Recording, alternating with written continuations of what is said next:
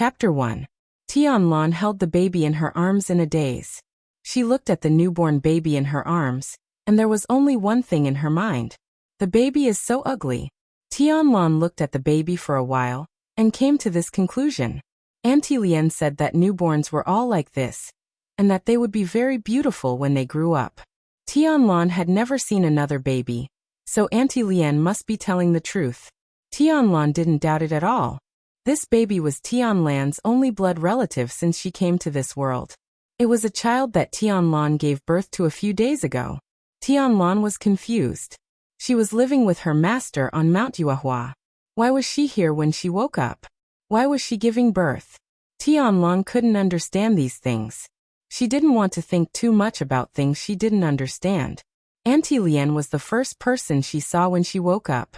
She looked very strange, with long blue hair, green eyes, and spoke a strange language. She made chicken soup for Tianlan, but she didn't make much each time. That was why Auntie Lien was so stingy. Auntie Lien said that her name was Fengwu. Everyone in the family called her Xiaowu. Her master said that for a swordsman, the only important thing was their sword. Other things weren't important. So Tianlan, Fengwu, quickly accepted her new name. She didn't force herself to change her name.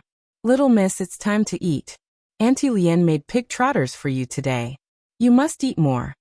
A woman in her 30s with a gentle smile walked in with a pot of stewing soup.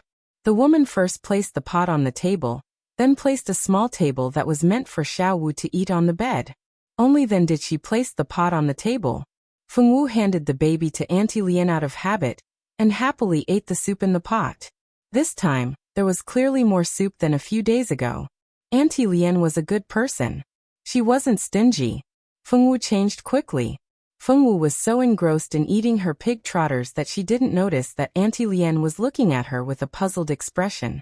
Aunt Lien wanted to cry every time she saw Fengwu. Fengwu was the young miss of the Feng family. The Feng family only had 2 children in this generation. One was Feng Juntian, and the other was Fengwu. Feng Juntian was handsome and mature, so he was well liked by the elders in the family.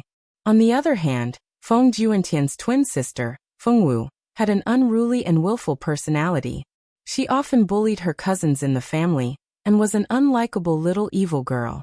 However, one day, this evil girl was suddenly discovered to be pregnant. The Feng family's master was furious. He captured Fengwu and brought her to the ancestral hall for interrogation. He was unable to find out who the father of the child was. In his fury, the Feng family's master originally wanted to kill Fengwu to save himself the trouble. He wanted to prevent her from giving birth to a child that would ruin the Feng family's reputation. Of course, the Feng family's master's decision was not successful.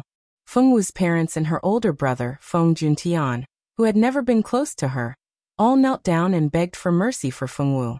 In the end, the Feng family's master ordered that Fengwu be sent to the countryside. Aside from Auntie Lien, who was in charge of taking care of Fengwu, no one else went with her. The Feng family had specially bought a small courtyard in the countryside for Fengwu. After all, it was only enough for 2 people to live in. There was no need to buy a large room, and Auntie Lien couldn't clean it up by herself. Before leaving the Feng family, the Feng family's people repeatedly warned Auntie Lien not to take care of anyone else. She alone was enough to take care of Fengwu. Madame Feng's meaning was that after Fengwu secretly gave birth to a child, she would think of a way to appease the old master's anger. When that time came, she would send Fengwu back. Fortunately, although the young miss had done something wrong in the past, the master, madam, and young master had not completely given up on the young miss. Auntie Lien sadly thought of these things. She began to feel troubled about Fengwu's future.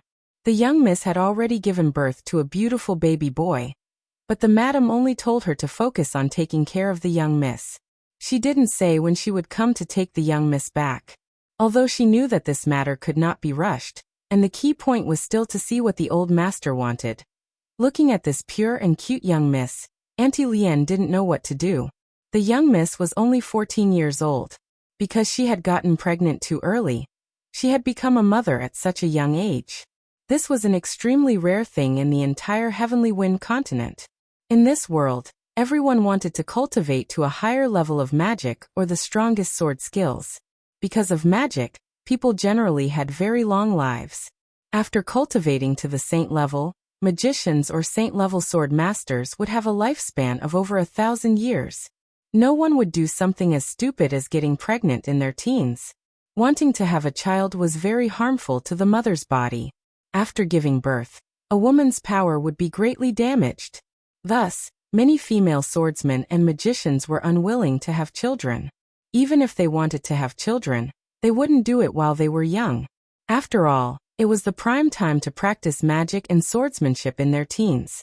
Everyone was pursuing greater power, and no one would have the time to think about such things. He didn't know if it was because the young miss suffered too much shock, but ever since she left the Feng family, she hadn't spoken much. When she gave birth, her heart stopped beating. However, after her heart stopped for 2 minutes, she miraculously recovered and gave birth to this child.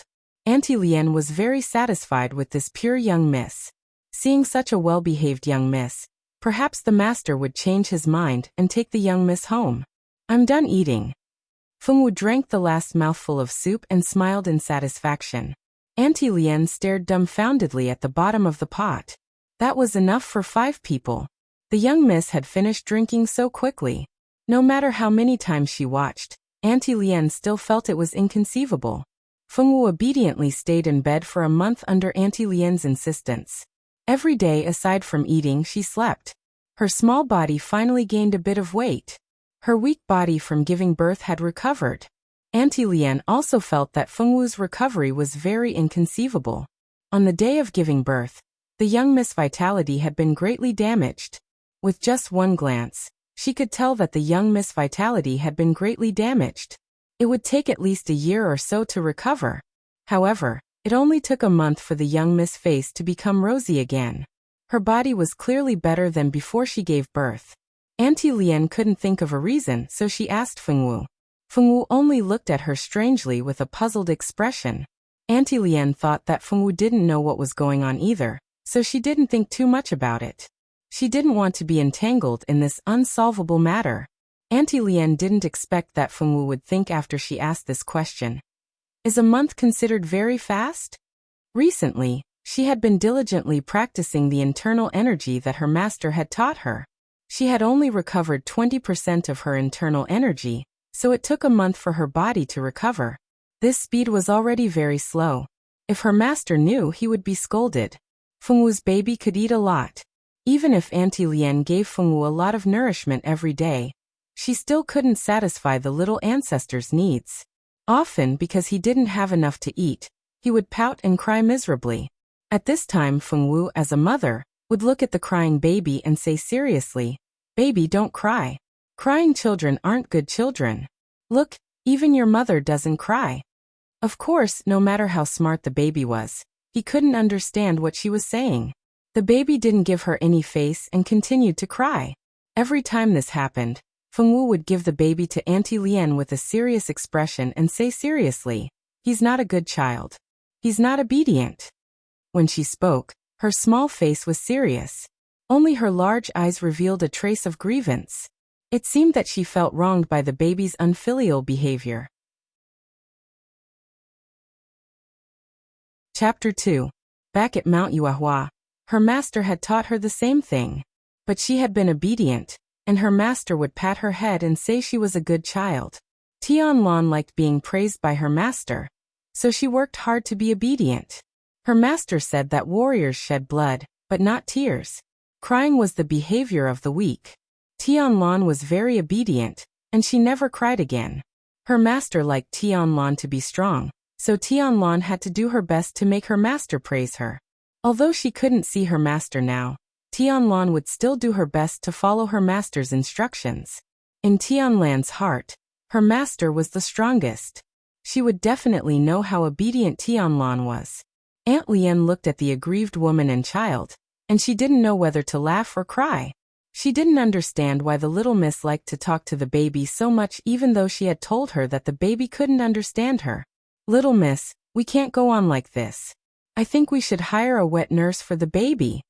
Although the madam had ordered that no one should be sent to take care of the little miss, but now she had to take care of the little young master. That shouldn't be a problem, right? Should right?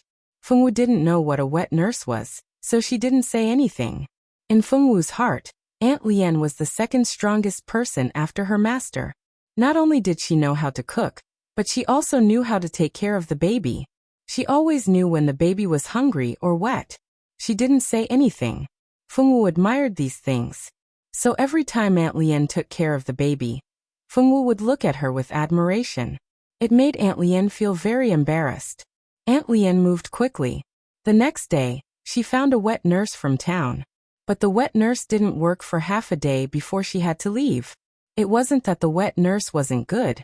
It was just that the little ancestor was too picky. He would only drink his own mother's breast milk. If other women were to feed him, the little ancestor would rather be hungry and cry until his face turned red than give them the honor of drinking. Aunt Lien had no choice but to invite a few wet nurses to try, but none of them worked. The little ancestor said he wouldn't eat, and he wouldn't eat. It gave Aunt Lien a headache. Auntie Lien took some silver coins and sent the wet nurses away. Then she and Fengwu sat together and looked at the baby in Fengwu's arms, who was drinking her mother's milk. Their expressions were troubled. It was obvious that the little fellow could not suck any more milk, but he was still desperately trying to suck a mouthful of milk. His little face was red because of the exertion, and his small eyes were already filled with tears. If it were not for the fact that he could not bear to part with his little mother's milk, he would probably have exploded by now. Auntie Lien, what should we do? Fengwu glanced at the baby who was sucking hard, then tilted her head and looked at Auntie Lien with trust. Seeing the trust in Fengwu's eyes, Auntie Lien felt awkward. Since the young master is not willing to drink human milk, we can only try to see if he is willing to drink the milk of a magical beast. But magical beasts that have just given birth usually have their partners guarding them. It is very difficult to approach them. This is very difficult. Aunt Lien muttered to herself as she pondered. When Fengwu heard Auntie Lien's words, her eyes lit up. She looked at Auntie Lien and asked very seriously, "Where are the magical beasts?" There are magical beasts in the nearby mountains. Although their levels are not very high, there are many of them. It is not easy to catch them. Auntie Lien was worried about the little ancestor's food problem, so she did not notice the girl's shining eyes. When Fengwu heard Auntie Lien's words, she looked at the little fellow who was about to cry. She made a decision in her heart. She was going to find food for the baby. To Fengwu, the baby was the closest person to her other than her master. So, it was very important that the baby did not have enough to eat. Fengwu did not like the feeling of being hungry. Being hungry was very annoying. So, she wanted to find food for the baby. The next day before dawn, Fengwu left a letter for Auntie Lien. She told Auntie Lien that she was going to find food for the baby. Then, she carried the sleeping baby on her back and left the small courtyard where she had lived for more than a month. This was the first time Fengwu had gone out. Because the sky was still dark and the morning market was not open, there was not a single person on the street. Auntie Lien had said that the magical beasts lived in the nearby mountains. So Fengwu carefully looked at the nearby mountains. Although the sky was still dark, Fengwu had been practicing martial arts since she was a child. So looking at the nearby mountains was not a big problem. Soon Fengwu found her target. The mountain in the middle was the highest. The magical beasts must be there. So her little mother, Fengwu, quickly walked in the direction of that mountain. The baby would be hungry when he woke up. So she had to quickly find milk for him to drink. Fengwu quickly reached the foot of the mountain. She looked at the towering peak and walked up without changing her expression. The mountain path was not easy to walk on, but it was not a problem for Fengwu. Fengwu had never climbed this mountain before, but she was not afraid of getting lost. If she did not know the way, she would ask the nearby animals. These animals looked very strange, and she had never seen them before. However, this did not stop Fengwu from making new friends. When she lived on Mount Yuehua, the animals on the mountain were all Tianlan's friends. Because Tianlan could understand what the animals said, and the animals all liked Tianlan, when she heard Auntie Lien say that she needed to find the milk of a magical beast to feed the baby, she did not think it was a difficult task. Although Fengwu did not know what a magical beast was, since it had the word beast, it must be an animal. In Tianlan's heart, magical beasts were animals, and animals were friends. So, Fengwu had always been optimistic and did not find it difficult at all. Little doggy, do you know where the magical beast is? Fengwu, who was carrying the baby, saw an animal that looked like a little dog walk by. She immediately ran to its side. The little animal was very wary of Fengwu at first, but when it heard Fengwu speak, it became suspicious and let down its guard. Who are you? The little doggy was very curious. Why did it feel so close to this strange girl? It instinctively wanted to get closer to her. Hello, little doggy. My name is Tianlan, but you can call me Xiaolan. My baby is hungry, so Auntie Lian said that she needed to find a magical beast to feed the baby, so Tianlan came to find a magical beast. Fengwu looked at the little doggy in front of her, a rare smile on her serious face. I'm not a little doggy. I'm a howling moonhound, a great magical beast. I'm not a little doggy in your human world. The howling moonhound looked at Fengwu with disdain. The name little doggy made the howling moonhound feel deeply insulted. It knew that in the human world, there was an ordinary animal called a dog. Although dogs and their howling moonhounds had some similarities, how could a proud magical beast like to be compared with an ordinary animal that did not have any magic power at all? Oh, then I'll call you Xiaoyu, okay? Fengwu looked at the howling moonhound with anticipation. The howling moonhound was embarrassed by her stare. All right, since this human is not annoying, I'll let her call me Xiaoyu. The howling moonhound nodded. Fengwu was happy. She looked at the howling moonhound in front of her with anticipation. Xiaoyu, are you a magical beast? Then do you have a magical beast in your family that just gave birth? Can I trouble it to feed my baby? I don't think there are any in my family that just gave birth. Xiaoyu thought for a moment and said, there were a few howling moonhounds that just got pregnant, but it took a long time for them to give birth. Magical beasts usually had long pregnancies. It was common for them to be pregnant for 3 to 7 years, or even more than 10 years. The longer they stayed in their mother's womb, the stronger their talents would be after they were born. Then what should we do, Xiaoyu? Auntie Lian said that we need to find a magical beast to feed the baby. Fengwu's eyes turned red as she looked at Xiaoyu sadly. Hey, don't cry. Xiaoyu panicked when she saw the girl's red eyes. I'm not crying. Master said that crying is for the weak, so Tianlan never cries. Fengwu nodded seriously. Hearing Fengwu's solemn words, they couldn't help but believe her. Chapter 3. All right, you didn't cry. I saw wrongly. Xiaoya was helpless. If she didn't cry, then so be it. Actually, if you want to feed your baby, you don't need to use magical beast milk at all. There is a milkberry tree in this forest. The milkberries on the tree are the favorite food of magical beasts. The juice in the milkberries is very delicious, and the juice has a faint magic power. It is very suitable for the baby to eat. If you are in a hurry, I can help you pick some milkberries. Really? Thank you, Xiaoya. Xiaoya is so nice. Fengwu smiled very happily. To be able to help the baby find something to eat and not have to go hungry, to Fengwu, it was a very happy thing. Then wait for me here. I will help you pick some milkberries. The milkberries are in the center of the forest. Only magical beasts like us can go there. That is the favorite place of magical beasts. As soon as a human enters that place, they will be hunted down by all the magical beasts. Xiaoya thought that she was going all out for this human who had made a good impression on her. Then I will wait for you here. Fengwu nodded her little head obediently. In the past, when she was at Mount Yuehua, the little animals also had their own gathering place. Even Fengwu could only go there if she was invited. If she stepped in casually, she would be treated as an enemy and attacked. Therefore, Fengwu had no intention of going to the place that Xiaoya mentioned. Half an hour later, Xiaoya, a howling moonhound, ran back. After it ran in front of Fengwu, it waved its little paw and a large pile of milkberries appeared in front of Fengwu. These milkberries were not big, only the size of an apple. They were milky white and emitted a faint magic power. Fengwu saw so many milkberries and her eyes lit up. That's amazing, Xiaoya. Xiaoya raised her head a little arrogantly. Give one to your baby to try. Fengwu took the top one from the pile of fruits. How do I eat this? Use your nails to scratch the skin, and let him suck the juice inside. Fengwu did as she was told, and placed the fruit next to little Baozi's mouth.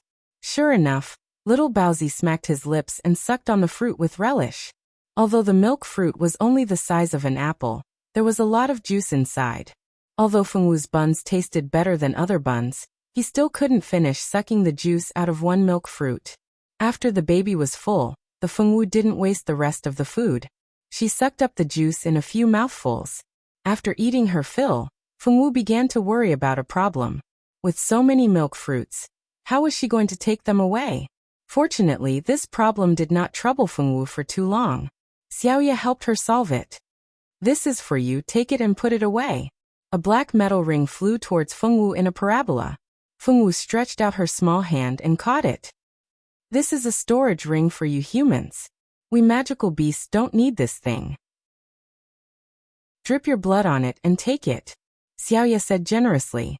When magical beasts were born, they had a life space in their bodies to store things they needed. Only humans would like this kind of storage magic tool. This ring was left behind by a seriously injured human hundreds of years ago. At that time, it was picked up by Xiaoya's father. After Xiaoya was born, this ring became Xiaoya's toy. Now that Xiaoya thought that it had grown up and no longer needed to play with this kind of toy, it was very generous to give it to Fengwu. Anyway, it was just a toy in its hands and had no use at all. Fengwu felt that this new storage ring was very novel. After dripping her blood on it to identify it, not only did she put the milk fruits inside, but she also experimented with the stones and flowers next to it. At the same time, at the foot of the mountain, Auntie Lian was anxiously waiting for Fengwu to return home. After Fengwu left a note and left, Auntie Lian was so anxious that she almost went to the village chief to organize people to look for her. Just as Auntie Lian was anxiously walking around in circles, an unexpected person appeared. Housekeeper Luoda, why are you here? Auntie Lian looked at the middle-aged man who appeared at the door with surprise. Luoda was the Feng family's housekeeper. He was in charge of looking for the Feng family's business outside. His position in the Feng family was very high. Auntie Lian could not imagine that such a person would actually appear in this small village. It was the master who told me to come. You have already taken care of Miss Fengwu for so long. Miss Fengwu's body has almost recovered. The master wants you to go back immediately. Madam needs you. With Luoda's position, it was impossible for him to not know what had happened to Fengwu. Luoda did not have any feelings towards this exiled Feng family member. As a servant, he did not have the right to think or talk about his master's family matters. Go now. But the young miss still hasn't returned. I'm worried. Before Auntie Lian could finish speaking, she was interrupted by Luoda. This is the master's wish. As a servant, you only need to do as the master says. Luoda waved his hand and did not let Auntie Lian finish speaking. But what about Miss Fengwu? She had just finished her confinement. The young miss did not have enough milk, and the young master was picky about milk. If she left now, how could he be at ease? No buts. Pack up and leave now. The master is still waiting for us to return and report. Luoda sternly shouted. As a servant, he did not have the right to disobey his master's orders. Auntie Lian was scared back to her senses by Luoda's shout. Yes, she was only a servant. She had to do whatever her master said. She did not have the right to disobey her master. I'll go pack up and leave a letter for the young miss. Once I'm done, we'll leave. Auntie Lian helplessly compromised. This time, Luoda did not say anything. It could be considered that he agreed. Auntie Lian let out a sigh of relief. At the very least, she could leave a letter for the young miss to tell her where she was going. She only hoped that the young miss could take good care of herself and the young master. Auntie Lian did not bring many things. Originally, the Feng family had Auntie Lian take care of Fengwu. They only wanted her to take care of Fengwu until she finished her confinement. The actions of the previous master made the Feng family very disappointed. They basically did not care about her feelings. Auntie Lian spent 10 or so minutes packing up and leaving behind a simple letter. Just like that, she followed housekeeper Luoda and left the village. When Fengwu returned from a rewarding journey, she only saw a letter that Auntie Lian had left on the table. The letter said that the Feng family had come and that Auntie Lien had to return to the Feng family to report. Auntie Lien also told her to take good care of herself. In addition, her mother had left her a crystal card. Every month, 20 gold coins would be deposited into the card. This money was her monthly living expenses and other information. Fengwu blinked her eyes. After a few seconds, she remembered that Auntie Lien had left and would never return. Fengwu was a bit sad. Auntie Lien's cooking was very delicious. It was a pity that she left. Alright, for a young female lead who was a foodie, eating was still the most important. Fortunately, Auntie Lien had already finished cooking before she left. Fengwu finished the food and fed little steamed bun half a milkberry. The two of them lay down on the bed and fell asleep. Chapter 4. This day was destined to be a restless day. Late at night, the entire village was brightly lit. Screams, cries for help, and the sound of fighting and killing spread throughout the village. Even if Fengwu was sleeping like a dead pig, she still woke up. Fengwu, who had just woken up, was a little confused. The little bun was also disturbed by the noise outside. His cute little eyebrows wrinkled, and his little mouth made a little noise of protest. Fengwu put on her clothes and climbed to the top of the wall to take a look. She saw the village was covered in blood. She didn't know where the bandits came from, but they killed everyone they saw. The men in the village angrily resisted, but these bandits were all ruthless. In just a moment, the villagers were beaten to the point that they couldn't resist. These people are bad. Fengwu touched her little head and thought with certainty. Master said that people who practice martial arts should do their best to eliminate evil, but when there is a great disparity in strength, it is more important to save one's life. It is not worth it to lose one's life. Fengwu carefully thought about the difference in strength between her and her enemy. She realized that she had only cultivated her body for a few days after she came here, and her internal strength was only at the first level. She was still no match for the people outside. After thinking about it, Fengwu decided to listen to her master. If she can't beat them, she can hide or run. In short, she can't sacrifice her little life in vain. So Fengwu carried the little bun on her back. Her clothes and the little bun's clothes, and the necessities all swept into the space ring. Everything ready. Fengwu was ready to find a chance to leave the village. Who knew that the door directly opened with a bang? Oh, my luck is really good. I didn't expect that in such a rural place, there would be such a top-quality goods. The bandit named Hasey was very tall, his skin was dark, and the whole person exuded a strong aura. At a glance, it was clear that he had killed many people. Little beauty, go with brother, as long as you serve me well in the future. Your little life, brother Hasey, I will protect. Such a beautiful little beauty.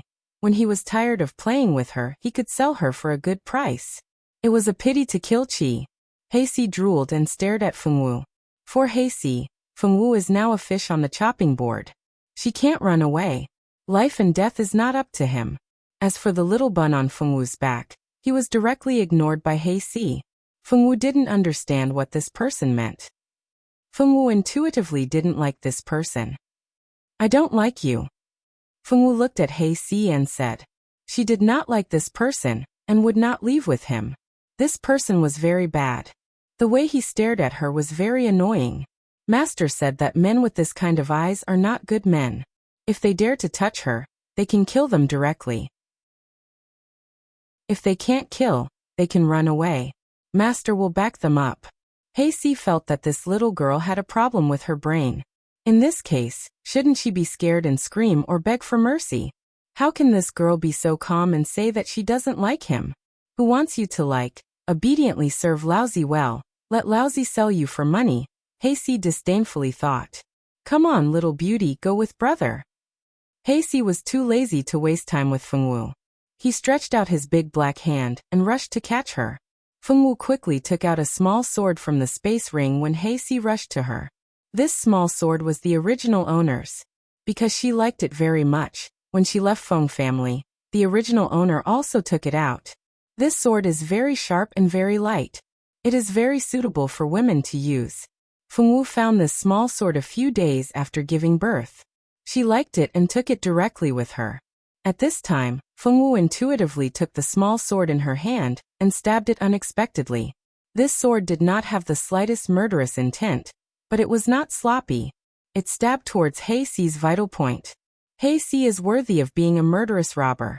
Although he did not expect such a little girl to dare to resist, with his combat experience, he still escaped this fatal blow.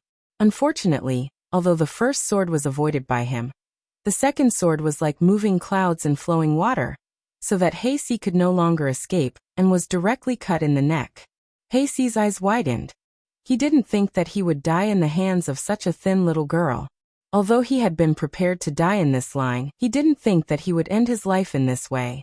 No matter what He-Si was thinking when he died, Fengwu immediately closed the door after the 2 sneak attacks to prevent other robbers from breaking in again, and then left from the back door.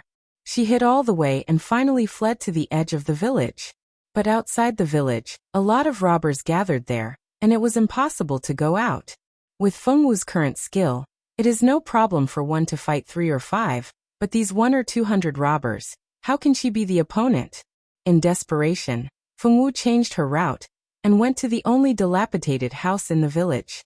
The house that Fengwu wants to go to is the only house in the village that can't be divided.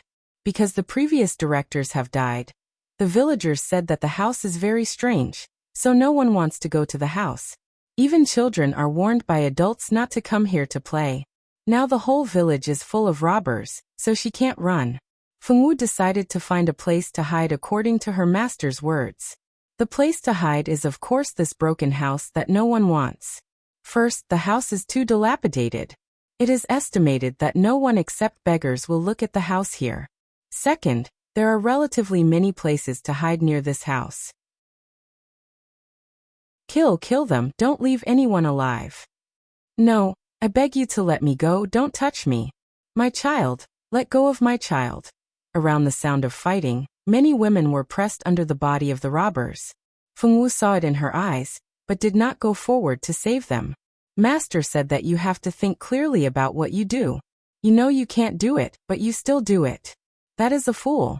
Fengwu has never felt stupid, so in the case of no strength, she can only choose to pretend that she can't see, and then carefully go to the direction of the small broken house.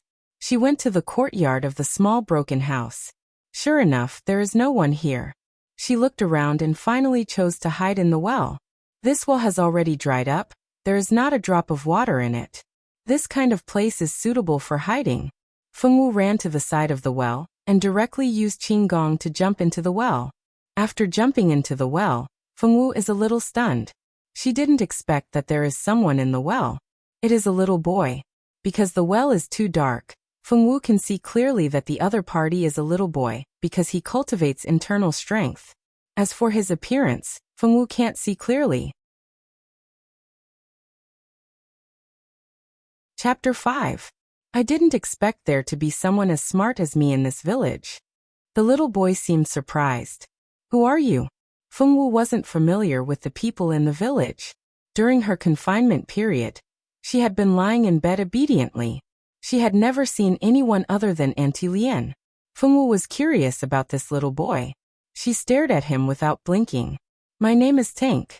My father was the best hunter in the village. After my father died, our house was taken over by my uncle's family. Since then, I've been living here alone. I've been eating and drinking in the village. You moved to our village a few months ago, didn't you? I saw you when you moved here. The little boy named Tank hadn't spoken for a long time. It was rare for him to see someone, so he started talking to himself. I've never seen you before. Fengwu frowned. Tank was about to speak when a cry came from the well. What's wrong? What's wrong? Where did that baby cry come from? Tank seemed to be frightened. This house had been rumored to be haunted in the village. If it wasn't for the fact that he had nowhere else to live, he wouldn't have moved here. He had lived here for a few months, and nothing had happened. He thought that the rumors were made up by the villagers. He didn't expect a ghost to appear, and a baby spirit at that. It was said that a baby spirit's ghost was scarier than an adult's, but he didn't know if it was true.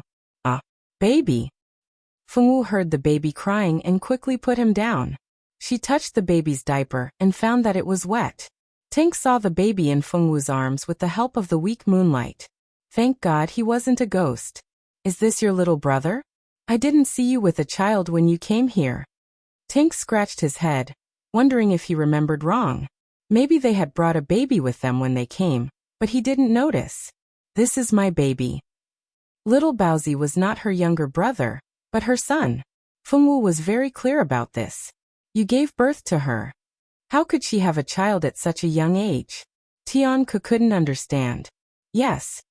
He nodded affirmatively.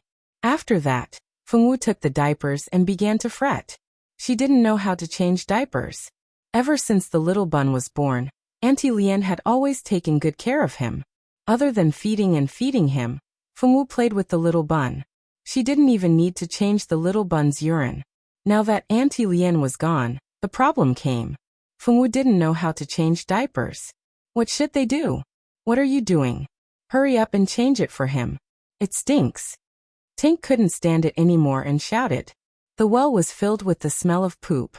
Although the smell of a child's poop was not strong, it was still poop. Smelling it made people want to vomit. I don't know how. Fengwu said dejectedly. What should they do? Fengwu couldn't think of a way. She could only look at Tank and ask for help. I'll do it. Tank was speechless.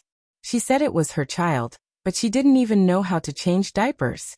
Fortunately, Tank had helped take care of her uncle's child, so she was very good at changing diapers. Soon the diapers were changed. Fengwu threw the soiled diapers into her spatial ring. Do you know magic? Tank's eyes lit up. He looked at Fengwu with sparkling eyes. The people of this continent all yearned for magic. The status of a magician was very high in the Tianfeng continent. It was only because there were too few people with magic talent. The probability was 1 in 100,000. Moreover, those who had the talent might not be able to become a magician in the end. It should be known that there were good and bad talents. Most people, even if they had the talent to become a magician, didn't have too much potential. Most of the noble magicians lived in big cities. Why would they come to such a small place in the countryside? Therefore, when Tank saw Fengwu show her skills, he was very excited. A magician. He actually saw a living magician. It was incredible. Tianke was very excited. No, I don't have magic talent. Fengwu said honestly. About the original body's talent, Fengwu had heard from Aunt Lian that she had no talent for magic and no talent for swordsmanship. She was a good-for-nothing. Of course, Aunt Lian wouldn't say it so bluntly. She said it very tactfully. However, when Fengwu went down the mountain before, she heard the people at the foot of the mountain call those who didn't have the talent as good-for-nothings. Therefore, she understood the meaning of these two words. Then how did you make the diaper disappear? Tank was a little disappointed, but then he asked with interest. A spatial tool. Fengwu only answered with 4 words. Xiaoya said that spatial rings were very precious among humans, and couldn't be told to others casually. If someone asked, she just had to say that it was a spatial tool. Although there were very few spatial rings, there were still many spatial tools. These magic tools were all made by spatial magicians. Some were a few cubic meters in size, while the largest was only a few dozen cubic meters. Moreover, these spatial magic tools all had a lifespan. Some could only be used for 1 year, some for 2 or 3 years, and the better ones could be used for 10 or 20 years.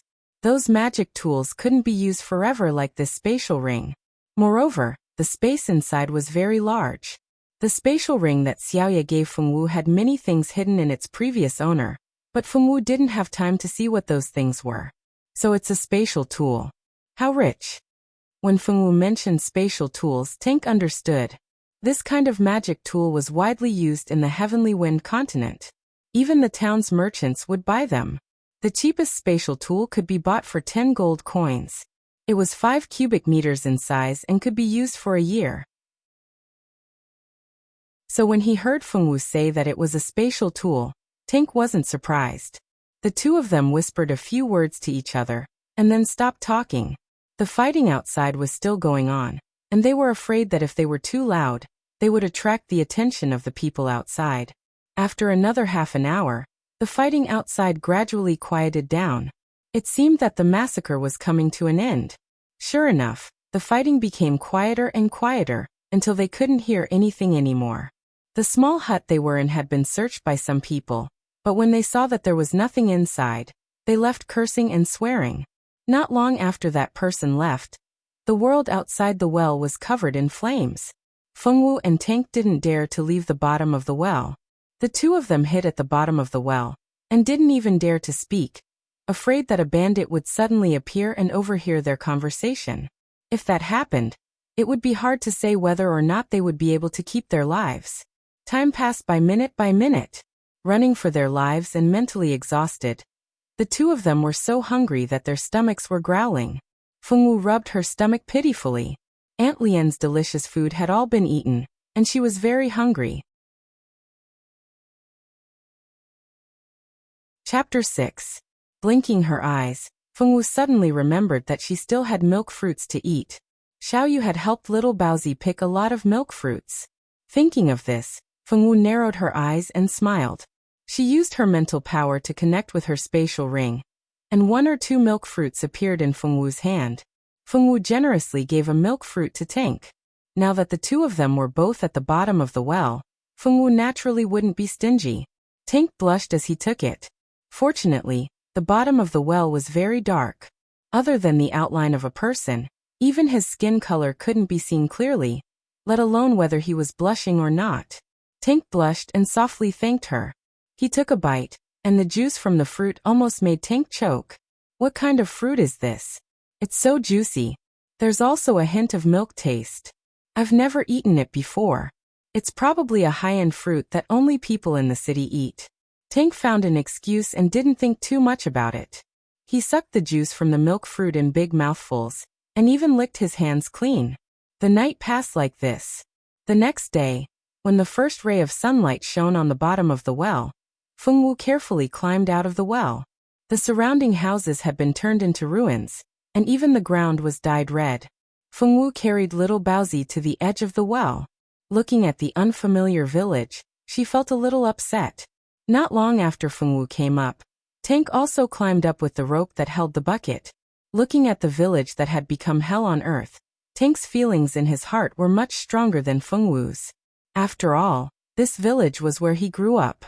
Xiaowu, do you have anywhere you want to go? Although Tank was precocious, he was only a 6-year-old child. In the blink of an eye, all the people he was familiar with had died. Fengwu had become the only person he was familiar with. Naturally, he began to tolerate her. Fengwu thought about it and shook her head. Her house had been burned down, and she had no home left. She didn't know where to go. Should she go find Auntie Lian? But where does Auntie Lian live? She didn't know. Xiaowu, why don't you come with me? I have an aunt who lives in Central City. Let's go find her together. My aunt is different from my uncle's family. She loves me very much. Thinking of his aunt who loved him dearly, Tank wanted to cry. Ever since his father died, he had been treated with disdain by his uncle's family. Originally, he thought that when he grew up he would definitely take back the land and house that his uncle's family had taken away. He didn't expect that before he grew up, his uncle's family would all die. He didn't even get to take revenge. After suddenly losing his life goal, Tank didn't know what to do in the future. However, the only person he could rely on right now was his aunt. Thinking of how much his aunt loved him, Tank believed that his aunt wouldn't dislike him like his uncle's family. Go with Tank? That seemed good. Fengwu thought that since she didn't know where to go, she agreed. Fengwu took the 2 steamed buns and left the village where she had lived for several months. As for where the central city that Tank mentioned was, whether it was Fengwu or Tank, they had no idea. Tank only knew that the central city was very far, and that it would take a long time to get there by carriage. Fengwu didn't even know what the central city was because ever since she came to this world, the furthest she went was the forest not far away. How do we get to the central city? Fengwu lowered her head and asked Tank. I don't know. I only know that it's very, very far from here. Tank looked at Fengwu carefully. He was afraid that Fengwu would refuse to take him or leave him alone because it was too far. Fortunately, Fengwu didn't think too much about it. Then what should we do? Fengwu asked again. Fengwu, who had always been simple-minded, didn't think about how irresponsible it was to ask a child about everything. Fengwu's education since she was a child taught her to ask if she didn't understand something. She couldn't pretend that she understood. Why don't we go to the nearest city first, get a map, and then set off? Fortunately, Tank was more reliable. He thought of a solution in an instant. Tank also understood that this strange sister Xiao Wu was completely unreliable. It was hard to say who would take care of who in the future. Tank was completely right. Ever since the two of them set off, Fengwu had been following Tank all the way. When Fengwu was hungry, she would hunt for pheasants or hares. After she came back from hunting, the job of cooking fell to Tank. Ever since Fengwu made a dark cuisine that could kill people with poison, Tank didn't let Fengwu cook anymore. The reason was that he didn't want to die young before meeting his aunt. Fengwu lowered her head and stepped back. Since then, she didn't compete with Tank for the job of cooking. Tank not only took over the job of cooking, he even took care of little Baozi's diapers. Tank had completely taken over the job of changing diapers. Fengwu was only responsible for feeding little Baozi half a milkberry when he was hungry. 3 days later, the two of them arrived at the town closest to the village. After Tank asked Fengwu how much money she had, they asked for a room at the most convenient inn. The two of them took a good bath. Little Baozi was also given a good bath by Tank. The three of them had been gone for 3 days, and there was no place to take a bath. There were often people passing by the river, and little Baozi was too small. It was impossible to put him in the river directly. It wasn't easy to find a place to take a bath. Fengwu and Tank naturally had to take a good bath. They asked the lady boss to help boil 2 buckets of hot water. The three of them took a bath happily, ate the food prepared by the inn, and then had a good sleep. When Fengwu went out, she took all the clothes she had, but Tank didn't bring any change of clothes. Therefore, Fengwu asked the lady boss to help Tank prepare a few boys' clothes. The lady boss was a good person. Because she had a son who was older than Tank, she had a lot of boys' clothes at home. Hearing that the siblings had escaped from the village, the lady boss directly gave all her son's old clothes to Tank. Fengwu sincerely thanked the lady boss. Even Tank blushed and thanked the lady boss. The news of Tank's village being slaughtered by bandits had spread to the town.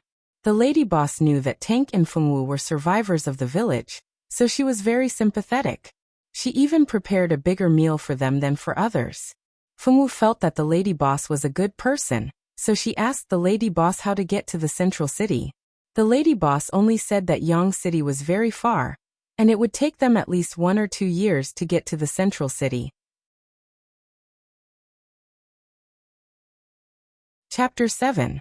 1 or 2 years. Fengwu blinked her eyes. It would take that long? Luckily, the lady boss said that there was a beast carriage in town, but it was a little expensive. Is there no shortcut to get there? Fengwu knew that money could buy food, so she was reluctant to spend money on a carriage. Shortcut. The lady boss thought for a moment, then frowned. It's not that there isn't a shortcut, follow me. The lady boss led Fengwu to the entrance of the inn, and pointed to a mountain in the distance. Do you see that? That's the Magic Beast Mountain Range, where all the magic beasts live. As long as you pass through this mountain, you'll reach Anlua City. Once you reach Anlua City, you can take a flying beast carriage there. It only costs 20 gold coins per person to get to Central City. Although that's the shortcut, the mountain is filled with magic beasts and is very dangerous. If you have the money, you can find a good mercenary group and have them escort you there. If it's just you and your brother, don't be stupid. Every year, many people die on that mountain. The warm-hearted lady boss persuaded Fengwu for a long time. No matter what the lady boss said, Fengwu obediently listened. However, no one could guess what she was thinking. So there really was a shortcut, Fengwu thought as she listened to the lady boss's words. In her heart, she was thinking about how to save money to get to Central City. Auntie Lian said that she had 20 gold coins for living expenses every month. She hadn't even started spending this month's money. A few months ago, Auntie Lian had been saving money to spend. Now she had 60 gold coins in her crystal card, which was more than enough to pay for the carriage. After a quarter of an hour, the lady boss finally finished persuading her. Fengwu asked the lady boss where she could buy a map of the continent. The Heavenly Wind continent was very big. and there were countless large and small countries on the continent. Every country had their own map, and there was also a map of the entire continent. However, it was inconvenient to buy one. After consulting the lady boss, Feng Wu chose to buy a map of the entire continent. Feng Wu also wanted to save money, but Central City didn't belong to any country. They were currently in an ancient Eastern country. Most of the people in this country had black hair and black eyes. Occasionally, there would be people with different hair colors. They were either foreigners from other countries or mixed blood. Central City was located in the center of the continent. According to legends, it was a city built by God. It didn't belong to any country, and was also not controlled by any country. Central City was the headquarters of the temple. In the legends of the Heavenly Wind continent, the people of the temple were all chosen by God. For the sake of the continent's peace, they worked hard to fight against the demons of other worlds. They had the power bestowed upon them by God, and every warrior of the temple was respected by the people. In Central City, other than the temple, the most famous school was the Notre Dame du Starlight. It was the continent's largest dual cultivation school of magic and martial arts. There were the most talented magicians and the most talented swordsmen. Every graduate of the Notre Dame du Starlight could become a member of the temple as long as they passed the examination of the Holy Court. To be able to become a member of the temple was a matter of great honor to everyone.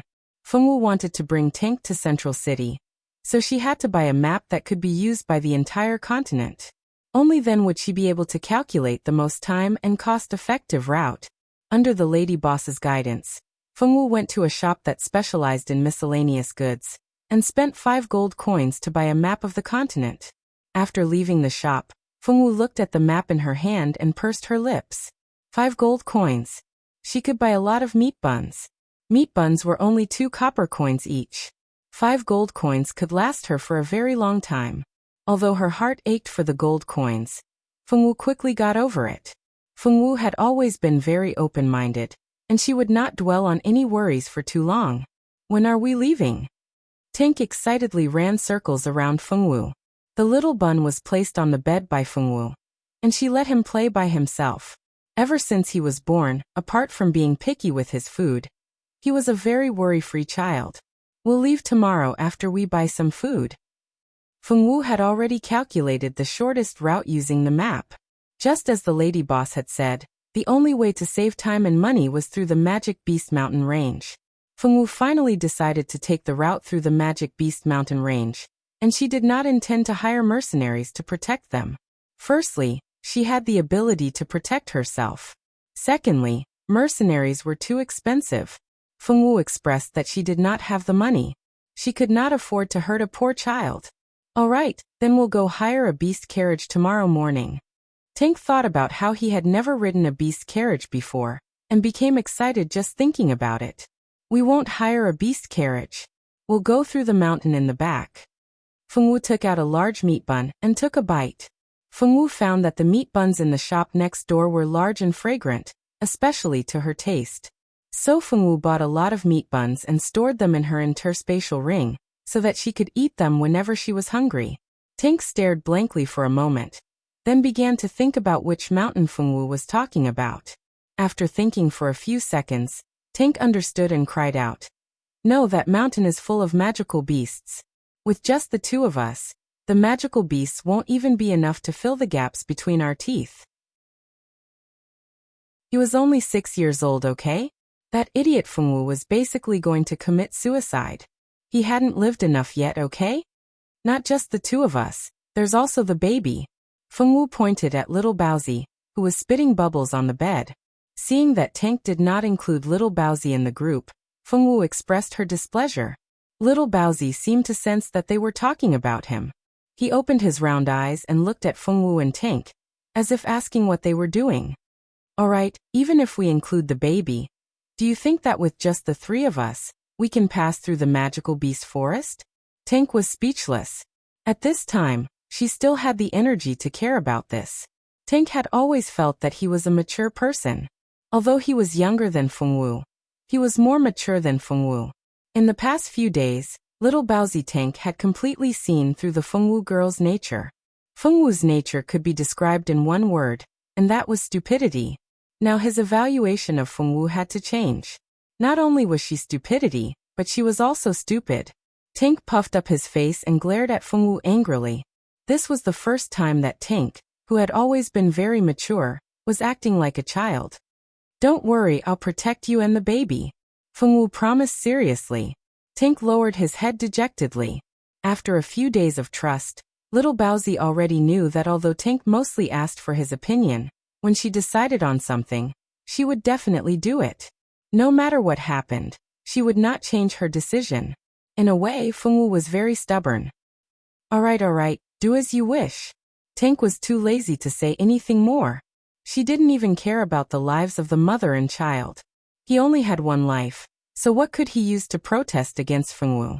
Thus, the three of them happily determined the direction my ass.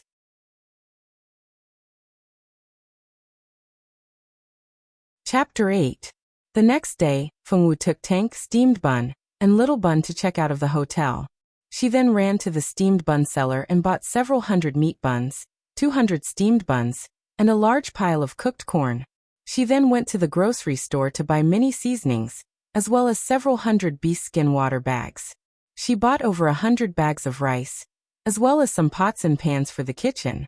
She also bought a large tent, a bed and blankets, as well as a number of miscellaneous items. Fengwu's interspatial ring was very large, and could store many things.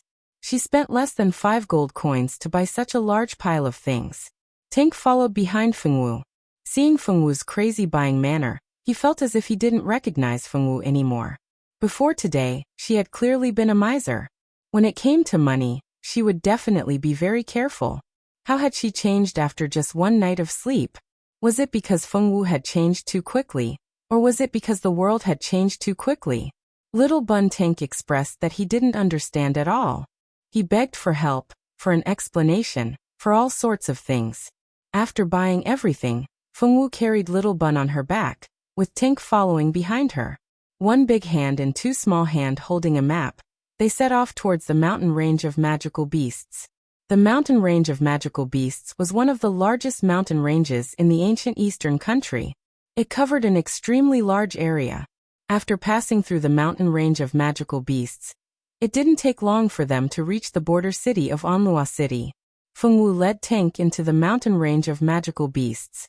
Many of the magical beasts that lived in the outer regions of the mountain range of magical beasts were relatively weak.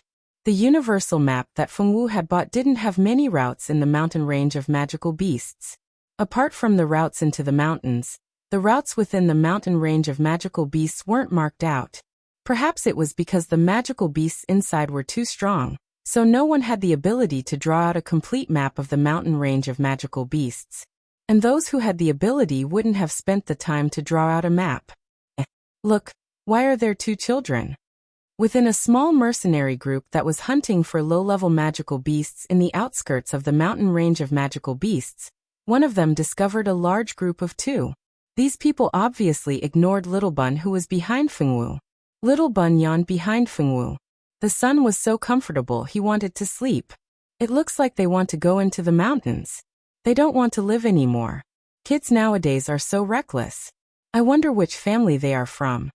Someone sighed. Hey little girl, little brother, don't go inside, it's very dangerous.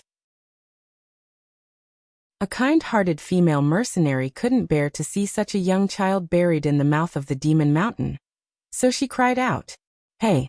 Behind them, a few kind-hearted people continued to call out. It was a pity that Fengwu didn't know that they were calling out to her. And although Tank knew, Fengwu had already decided to pass through this mountain range. Moreover, he didn't know those people, so he didn't pay much attention to them.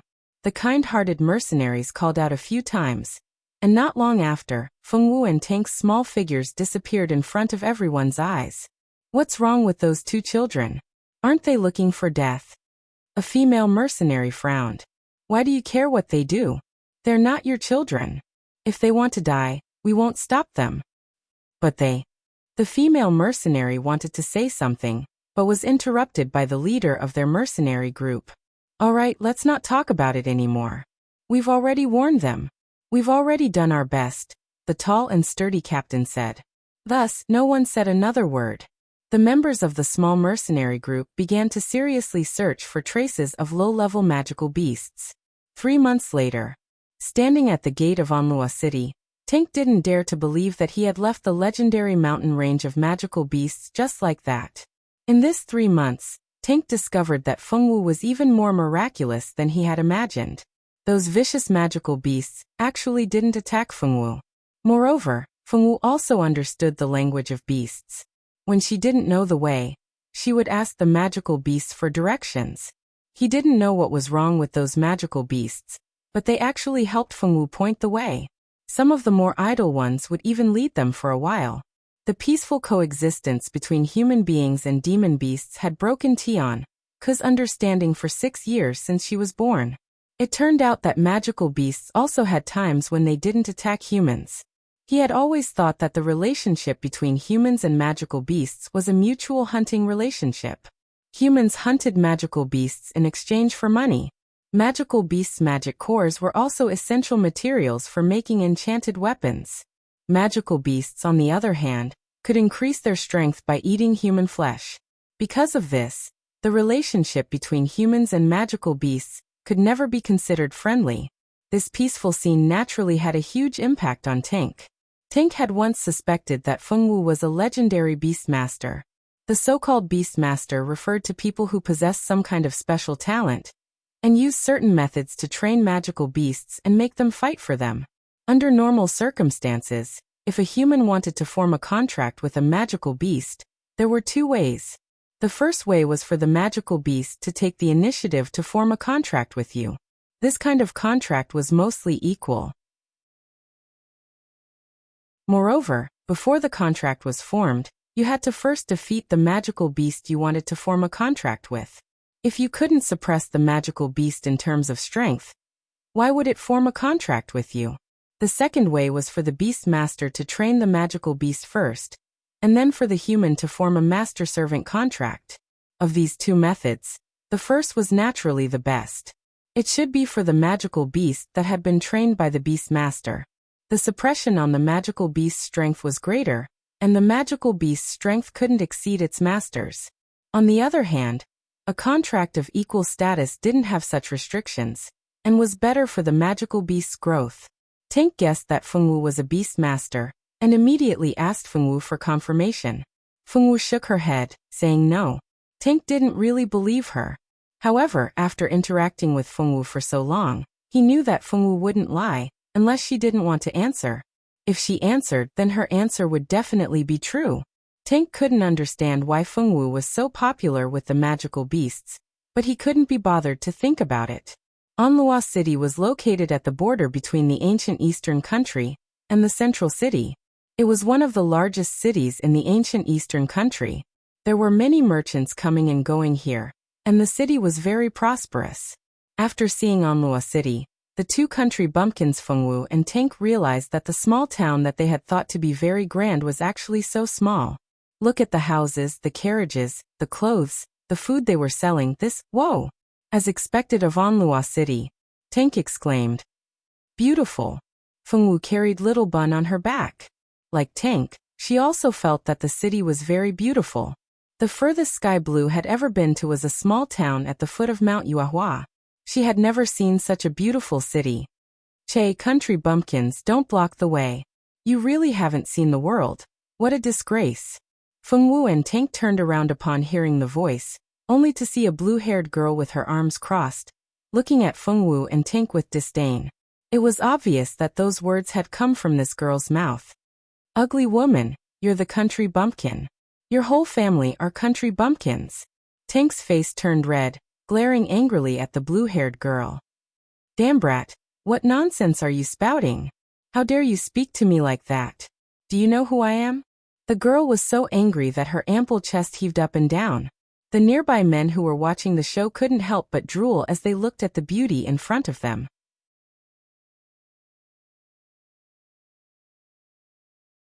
Chapter 9.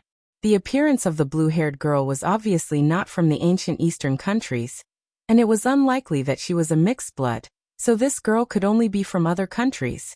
Looking at her gorgeous dress, She had a string of expensive pearl necklace around her neck, a gold bracelet inlaid with gems on her hand, and the hairband in her hair was obviously made of money. The belt on her waist was a space accessory, and this dress made people feel a few words. I'm a local tyrant, I'm not to be trifled with. The onlookers around knew that the two siblings were going to be unlucky. Because of some speculations about the girl's identity, no one dared to stand out and meddle in other people's business. They could only express heartfelt sympathy for the siblings. Don't you know who you are? Fengwu blinked and asked doubtfully. This person was really strange, asking others who she was. If even she didn't know this question, then it was even more impossible for her and Tank to know. Pooh. There was a muffled laughter all around, and Tank also laughed loudly on the side. He didn't expect Fengwu to be so awesome. He thought that with her being so dull, she would definitely not quarrel. Courting death. Alice couldn't imagine that the two bumpkins would dare to ridicule her. How could Alice, who had always thought highly of herself, stand this? Alice, who had never been bullied by anyone, directly drew her staff from the space belt, and a fiery red hair staff appeared in Alice's hand. It's a magician. This girl is actually a noble magician. The people around exclaimed. God! That pair of siblings actually dared to offend a magician. Someone said. Now that pair of siblings are dead. No one saw the combination of Fengwu and Tank. You want to fight? Fengwu looked puzzled at the other party's action of drawing her staff. Did she want to fight? Nonsense. If you kneel down and beg for mercy now, this young lady may be merciful and forgive you once. Alice arrogantly pointed her staff at Fengwu, and the exclamations all around made her feel a sense of superiority. He looked at Fengwu and Tank as if he was looking at two ants. In her mind, the fact that she was willing to give them a chance to admit their mistakes was already a huge favor. This pair of country bumpkin siblings should be deeply grateful and kneel on the ground, kowtowing to her and admitting their mistakes. Tank looked at Fengwu nervously. He didn't know how powerful Fengwu was, but she was a high and mighty magician. If he had known that this woman was so powerful, he wouldn't have talked back. It wouldn't hurt him to let her say a few words. Now, not only was he unlucky, but he had also implicated Fengwu and Little Bun. For the first time, Tank felt regret in his young heart. One had to know that because of the scarcity of magicians in the Heavenly Wind continent, the status of magicians was much higher than that of ordinary people. Some high-level magicians would even be directly conferred the title of nobility. They didn't even need to give anything, and only needed to stand on the side of the empire when needed. Now there was such a magician standing in front of them. Although they didn't know how high her level was, just her identity as a magician was enough to frighten them. Fengwu heard Alice's words and frowned. You mean you want to fight with me? Master said not to use martial arts to bully ordinary people, unless the other party caused trouble first. Now that this unknown girl took out her weapon and challenged her, it shouldn't be a problem, right? Fengwu looked at the staff in Alice's hand, puzzled. Fight. You think you're worthy of saying these two words? Alice sneered disdainfully. She was just a country bumpkin, yet she said she wanted to fight with her. She really didn't know what was good for her. Who did she think she was to say these two words in front of her? A noble magician. Then should we fight or not?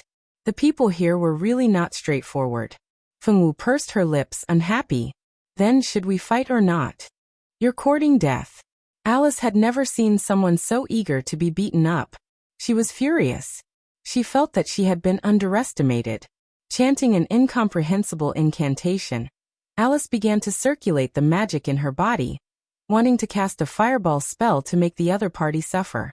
Fengwu felt that as the other party chanted, the energy fluctuations on her body became stronger and stronger, as if preparing to explode. Fengwu didn't even bother to draw her weapon. Using the windward willow leaf steps, she instantly rushed forward and pointed her finger at a certain acupuncture point on the other party's body. Her chanting was interrupted, and her body was immobilized. Alice's face flushed red, and she looked at Fengwu in disbelief. How is this possible? How did you do it?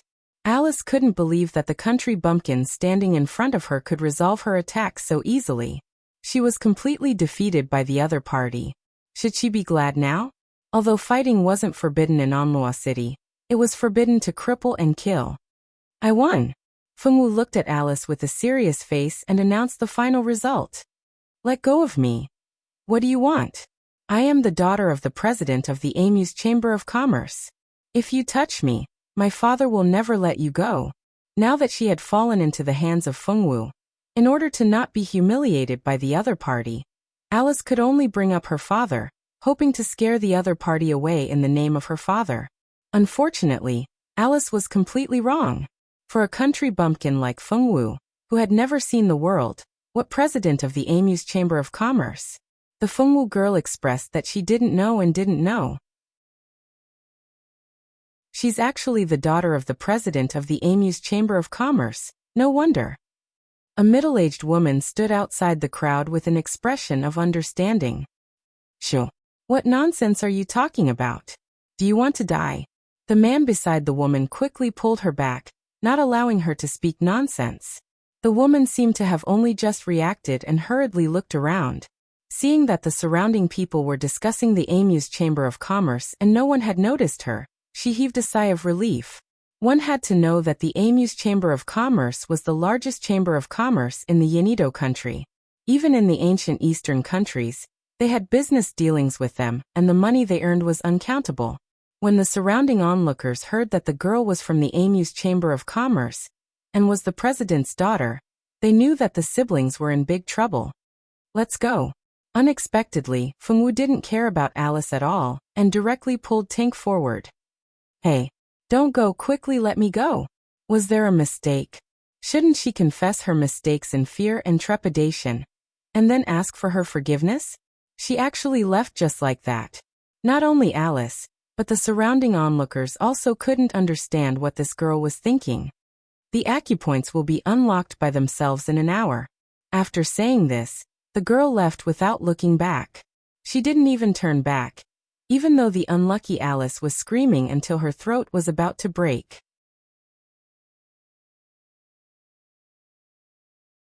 Chapter 10. They inquired about the location of the carriage shop and followed the direction pointed out by the kind man. Soon, they arrived at the carriage shop. The so-called flying beast carriage was a huge flying beast that served as a means of transportation. On the back of the flying beast, there would be a house built. The house was divided into 2 floors, and each floor had 10 rooms. The rooms were divided into single rooms, double rooms, triple rooms, quadruple rooms, and large bunk beds. A bunk room could sleep about 10 people. 20 gold coins was just enough to buy a bunk room ticket. They bought 2 bunk room tickets. Fengwu carried Little Bun on her back and took Tank and Big Bun on the flying beast carriage. Wow, this flying beast is so big. It's even carrying a house on its back. Tank pointed at the huge flying beast standing on the open ground excitedly. He was very excited. When he was in the village, he had heard about this kind of flying beast carriage in the world. He also thought that he would be a great swordsman and travel to various countries in the world for adventures. Tank didn't expect that before he grew up, he would be sitting on a flying beast carriage. It was like a dream. Tank pinched his arm stupidly. The pain from his hand made him sure that he wasn't dreaming. He couldn't stop giggling. Those who are going to the central city, give me your number plates. Hurry up and get on the carriage. The staff of the carriage shop put down a ladder from the flying beast carriage and shouted. Fengwu and Tianke quickly climbed up the ladder. As soon as they reached the top, they saw the person who shouted just now standing in front of them. Both of you are going to the central city. Show me your number plates first.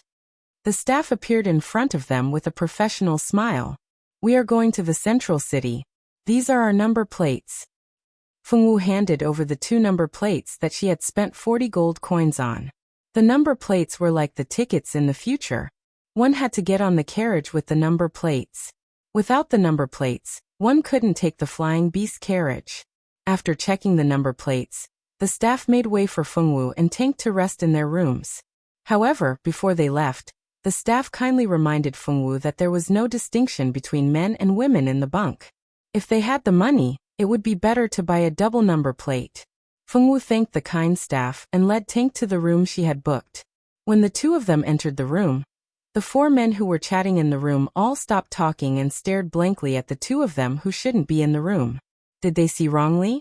How could a girl be willing to live in such a large shared bed? Because there was no distinction between men and women. Girls wouldn't buy this kind of number plate. Only mercenaries like them would stay in this kind of place. No girls would sleep in this kind of place. Did you go to the wrong room?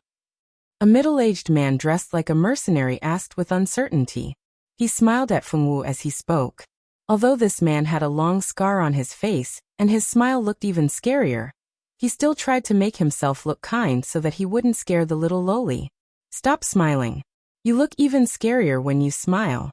Don't scare these children. Another middle-aged mercenary who was about the same age as the man who spoke said with a smile. That's right. The last person agreed. We didn't go to the wrong room.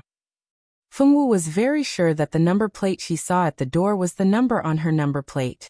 Afraid that these people wouldn't believe them, Fengwu specially showed her number plate to them.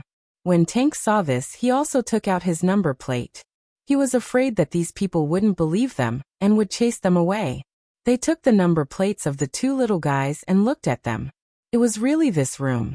The three of them exchanged glances. Their eyes were filled with doubt. It really is this room. Little girl, you can sleep in the corner. Little brother will sleep next to you. It's more convenient this way. The one who spoke was the middle-aged man with a scar on his face. This arrangement was also kind. Not all men were as decent as the three of them. What if they met those with bad intentions? Yes, you two sleep in the corner. The three of us will lean against this little brother and sleep next to him. This way we can block the others. The middle-aged man who laughed at the scarred man immediately said, "And this arrangement is good." The third person nodded. Tink nodded, indicating that he agreed. These three people didn't seem to be bad people. It was best to let the idiot Fengwu sleep inside. Fengwu was a girl. How could she lean on those men to sleep? Fengwu also agreed. Although she didn't know these three people, Fengwu felt the goodwill from these three people. The people who bought the number plates came to this room one after another. Most of them were curious that a little lowly would appear in this room. Some even deliberately looked for Fengwu and Tank to chat. Of course, there were also those with bad intentions. They wanted to choose a bed close to Fengwu and take advantage of her. However, the few spots next to Fengwu had already been occupied by Tank and the three middle-aged mercenaries. Those who wanted to do bad things couldn't find a good spot, and couldn't think of any other way. Your name is Fengwu, and your name is Tianke. Are you brother and sister? A curious person inquired about the names of the elder and the younger one, and asked his own question. No, we're friends. Fengwu shook her little head. This question wasn't important, so Fengwu didn't hide it and answered the other party. Then are you two going to the central city to register at the Notre Dame du Starlight? Another person asked. No, Tank's aunt lives in the central city. We're going to look for Tank's aunt together, Fengwu answered obediently. Just like that, Fengwu would answer all the questions that she felt were unimportant. For example, where they came from, who was in her family, and so on. Fengwu didn't answer. It wasn't that Fengwu felt that she couldn't answer these questions, but that she didn't know the answer herself. She didn't have the memories of the past Fengwu, so she couldn't answer these questions. It was because Fengwu was simply too obedient. She would obediently answer whatever he asked her. Although there was no smile on her face, she would always answer his questions seriously. When she pretended to be serious, she was so adorable. The group of men were almost melted by Fengwu's cuteness. They didn't notice that among them, there was a perverted gaze that was secretly sizing up Fengwu. He didn't miss a single inch of her from head to toe. Just as the crowd was chatting enthusiastically around Fengwu, the stench of feces suddenly wafted in the air. Who's taking a dump here? The crowd covered their noses and looked for the culprit. Yeah, it's too smelly. Damn, who's this? It's so disgusting. Wah. Ah.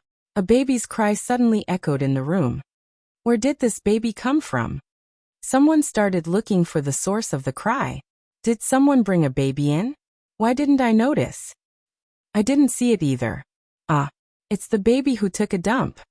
Fengwu girl, who was slow to react, quickly put the baby down from her back.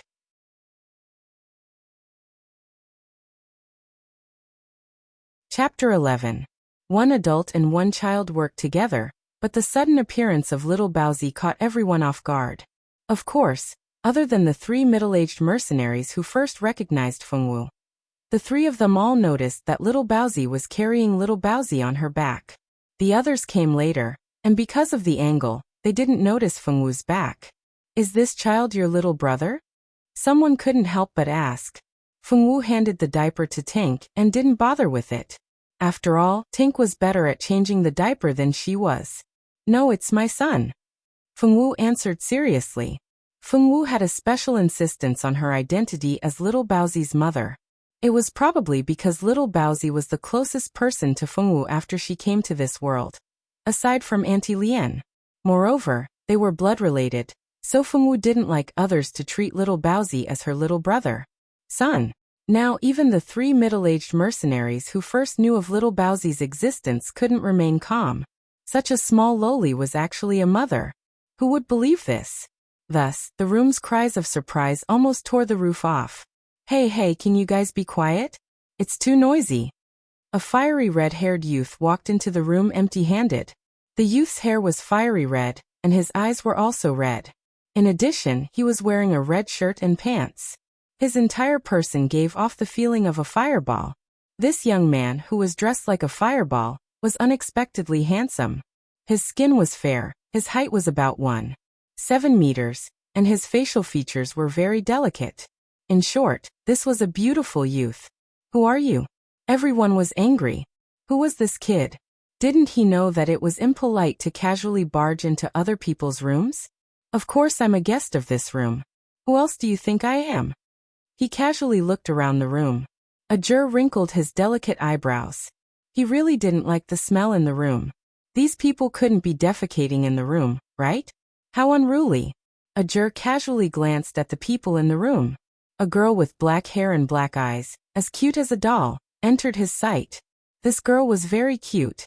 She was wearing a long white dress, and her whole person gave people a kind of delicate and cute feeling. Of course, this wasn't the most important thing. The most important thing was why was there a girl in the bunk?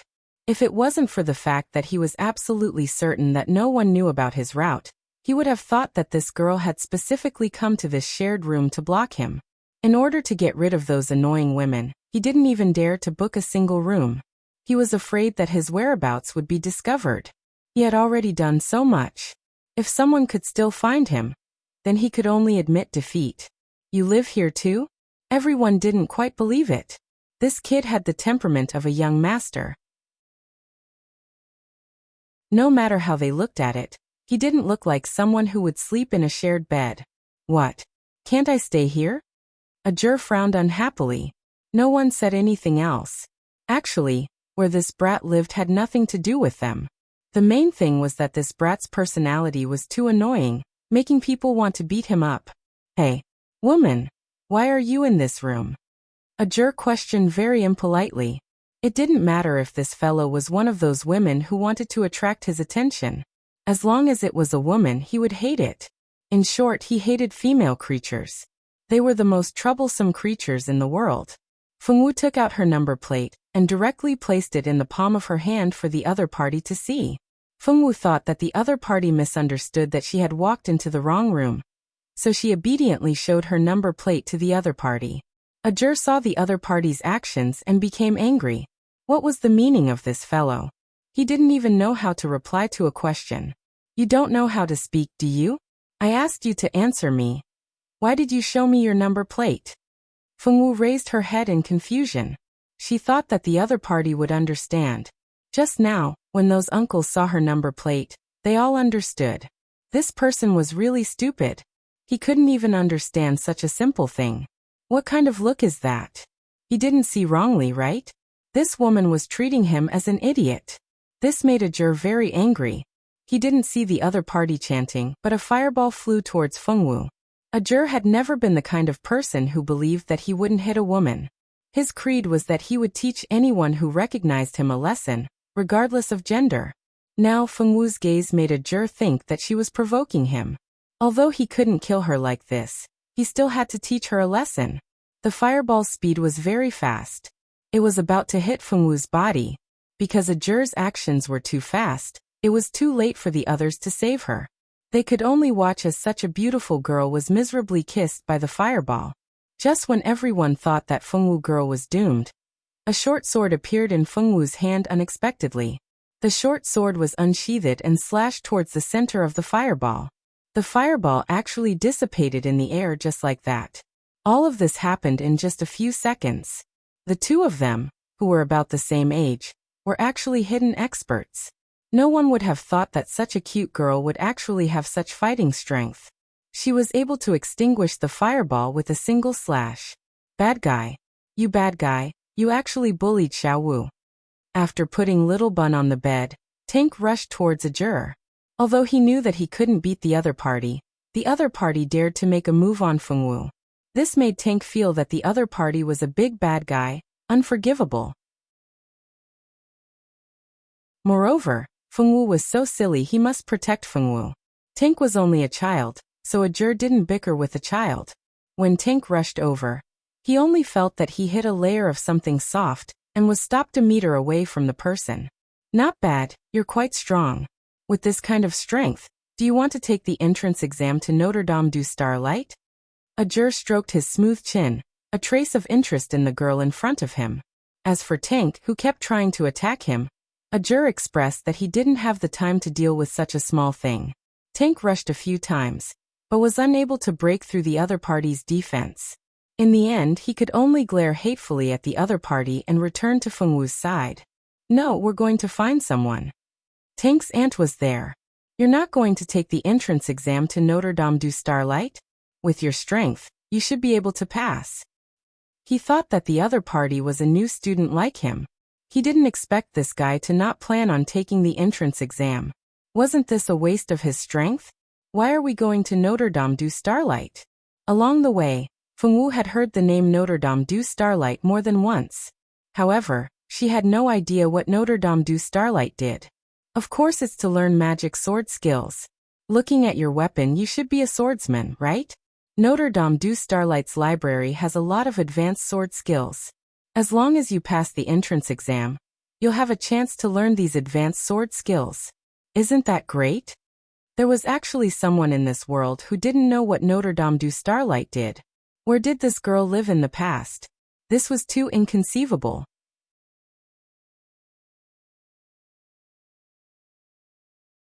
Chapter 12. The surrounding uncles felt that this scene was very mysterious. These two had clearly just fought, but now they could actually stand together and chat so calmly. No matter how they looked at it, this scene was somewhat unbelievable. Sword skills? Her master had taught her before. I don't want to go. The girl shook her head honestly. She had a master, and her master had taught her many things. You really don't have any aspirations. The youth muttered. The girl blinked in confusion, not understanding why the youth would say that. Xiao Wu, ignore this guy. He wanted to hit you just now. Tank really couldn't stand it anymore. He didn't want to see this silly girl being deceived by that bad boy. Fengwu blinked. I didn't hit him. In Fengwu's eyes, an attack without killing intent would not be seen as hostility. It would be too late if I hit him. Tank rolled his eyes. Save me, can this girl not be so honest? At this time, a staff member came in and told everyone that the flying beast car was about to take off. Please stand properly and don't fall. Everyone returned to their seats and sat down. Fengwu hugged Little Bun and pulled Tank to sit in their own little corner. The flying beast cars now were not like the airplanes on Earth that could be fastened with seat belts. When taking off, if one couldn't maintain their balance, they would fall. Of course, if you were strong enough, you wouldn't have to worry about falling. That youth was like that. Because he was strong enough, he didn't find a place to sit like the others. Instead, he stood to the side and stared at Little Bun in Fengwu's arms. This Little Bun was really very cute. He had white hair, black eyes, snow-white skin, and red lips. He was very cute. The little guy seemed to have slept enough. At this time, he was nestled in Fengwu's arms and spitting saliva. When the flying beast took off and began to fly smoothly, some people began to move freely. Ajur was very interested in Little Bun in Fengwu's arms. He moved closer to Fengwu and stretched out a finger to tease the little guy. This is your little brother? It was the first time that Ajur had seen such a small child. He was the youngest child in his family, and there was no one younger than him. Therefore, Ajur was very curious about such a small child. It's my baby. Fengwu looked at Ajur seriously. Yours. Ajur's eyes widened as he pointed at Fengwu and the little fellow who was spitting bubbles in her arms in disbelief. You mean to say that you gave birth to it? Okay. Fengwu nodded. Tank nodded in understanding. When he first found out that this little guy was Fengwu's child, he was also scared half to death. The people who had been chatting by the side also noticed the commotion, and suddenly remembered that the red-haired boy had appeared, and had to stop their conversation. Out of curiosity towards the little bun, the surrounding people began to stretch their ears and secretly pay attention to the situation. You're married. Married at such a young age. What were her parents thinking? How could they let such a young girl get married and have a child? Ajur blamed Fengwu's parents, whom he had never met before. It wasn't that he had any special thoughts about the Fengwu girl, but he felt that Fengwu wasn't like the other girls he knew who wanted to cling on to him the moment they met. Moreover, her personality was quite to his taste. Because of the above reasons, Ajur had some thoughts about Fengwu's parents' irresponsibility. No. Fengwu shook her little head. Then, Ajur wanted to ask again, but he noticed that there were so many people straining their ears to listen, so he suddenly closed his mouth and didn't say anything. After all, this was someone else's private matter. If Fengwu wasn't married, then this child's birth was very problematic. It didn't matter if Fengwu had been abandoned, or if she had met with some misfortune. It wasn't appropriate to talk about it in front of so many people. It's okay. Are you hungry? I'll treat you to a drumstick. After saying that, a large roasted drumstick appeared in Ajur's hand. The youth's smile was more dazzling than the sun, making Fengwu dazed for a moment. This person was like the sun. Fengwu sniffed cutely. Thank you. After thanking him, she took the drumstick. Tink watched from the side and drooled. This drumstick seemed very delicious. Although he wanted to eat it, the sensible Tink didn't ask Ajur for a drumstick. This child was still holding a grudge against him for attacking Fengwu. Here, this is for you. A large drumstick appeared in front of Tink's eyes. Tink swallowed his saliva and finally reached out to take the drumstick. Forget it. Seeing that he took out such a delicious drumstick, he would give him another chance. If he dared to attack Xiaowu again, he would definitely beat him up. With this thought, Tink completely forgot that there was a huge gap between him and the other party's martial arts value. I want to eat too. Mommy, I'm hungry. Little Baozi called out twice, expressing to his little mother that he wanted to be fed. Are you hungry? Fengwu held the drumstick in one hand and the baby in the other, looking down at little Baozi in confusion. I want to eat, I want to eat. The little guy waved his lotus root like little chubby hands. Fengwu understood that little Baozi wanted to eat. Looking at the drumstick in her hand, and then looking at the drumstick in Tank's hand, Fengwu decisively turned her head to Ajur. What? Ajur vigilantly stared back. Help me feed the baby. As she spoke, a soft little thing was placed in Ajur's arms. Ajur reflexively took it. He was afraid that the little thing would fall, so he held it a little tighter. He was also afraid that it would hurt the child, so he loosened his grip. You're so assured that you'll give this child to a stranger? Wasn't his vigilance too low? She really didn't know how this guy grew up. Then how can I not be considered a stranger? Fengwu blinked. This young man gave her a very warm feeling, like a little sun, making her feel warm and safe. Fengwu's environment was very simple since she was young. When she was at Mount Yuehua, the only person she could come into contact with was her master. Because the little Fengwu had lived in the mountains since she was young, other than a bunch of animal friends, she didn't even have a single human friend. Although her childhood wasn't lonely, Fengwu didn't have much trust with humans, so she didn't know how to make friends with them. She could only slowly fumble around with her feelings. Fortunately, although Fengwu didn't have much interaction with humans, she didn't know if it was because she grew up with animals, but Fengwu was very sensitive to humans. She could tell who could be trusted and who couldn't at almost the first time she met them. For example, this young man called Ajur gave Fengwu a good feeling. Although he used that strange fireball to hit her, he didn't have any killing intent. Fengwu girl treated it as a competition. She used to compete with small animals in the mountains.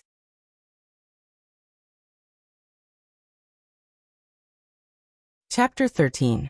Ajur was speechless as he hugged little Bun. He couldn't believe that the girl in front of him had almost knelt down in front of him. It wasn't easy for her to be this stupid. At the very least, you should know the other party's name first. Ajur felt that he still needed to teach this girl what to do if she was cheated in the future. Then what's your name?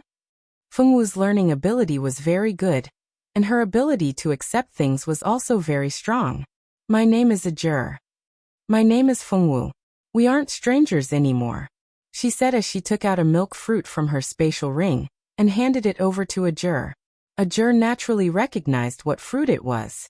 Wasn't this the favorite snack milk fruit of the magic beasts? This milk fruit only grew in the central areas where magic beasts lived. It was very difficult for ordinary mercenaries to get close to those places. He really couldn't tell that Fengwu actually had such a good thing on her. This milk fruit was a magic fruit that could be eaten by a small number of human infants. This was because the milk fruit contained a small amount of magic power. Although this magic power was weak, it could be secretly absorbed by the infant's body. Many nobles liked to feed their newborn children with milk fruits. However, because milk fruits were hard to find, and most importantly hard to pick, the price of milk fruits had always been high. One fruit could be sold for a high price of 1 gold coin. After taking the milk fruit, Ajur helped Fengwu feed little Bun the milk fruit. Little Bun's mouth had become bigger. Now he could eat more than half of the milk fruit in a meal. In the past, he could only eat less than half. After Ajur and Fengwu became friends, he laid out his bed next to Tank. As for the middle-aged mercenary who was originally in that position, Ajur naturally asked him to leave. Originally, the 3 middle-aged mercenaries who first met Fengwu had laid out their beds next to Tank to protect the little brother and sister. Now, it seemed that this youth had become friends with Fengwu. Based on their observation, although this young man had a bad temper, he wasn't a bad person. At the very least, he didn't seem to have any ill intentions towards Fengwu. After making sure that Fengwu and the others were safe, the 3 of them moved to the side and gave the seat next to Tank to Ajur. Generally, 10 people would sleep in a shared bunk. At night, everyone would be vigilant. After all, they were outside and had to be careful. There were people from all over the place on the flying beast carriage, so they had to be careful. Fengwu didn't think too much about it, and fell asleep not long after lying down. Little Bun slept between Fengwu and Tank, leaving the job of changing diapers to Tank at night. Fortunately, little Bun was a good child. Even if he peed or was hungry in the middle of the night, he would only let out a kitten-like cry and pat Tank's face with his little hand to wake him up. See, even such a small fellow knew that his little mother was unreliable. The first night was very peaceful. Other than the occasional babbling of a baby, there was only the sound of some mercenaries snoring. The next day, all 10 people in the room woke up early. No one was lazy enough to sleep in.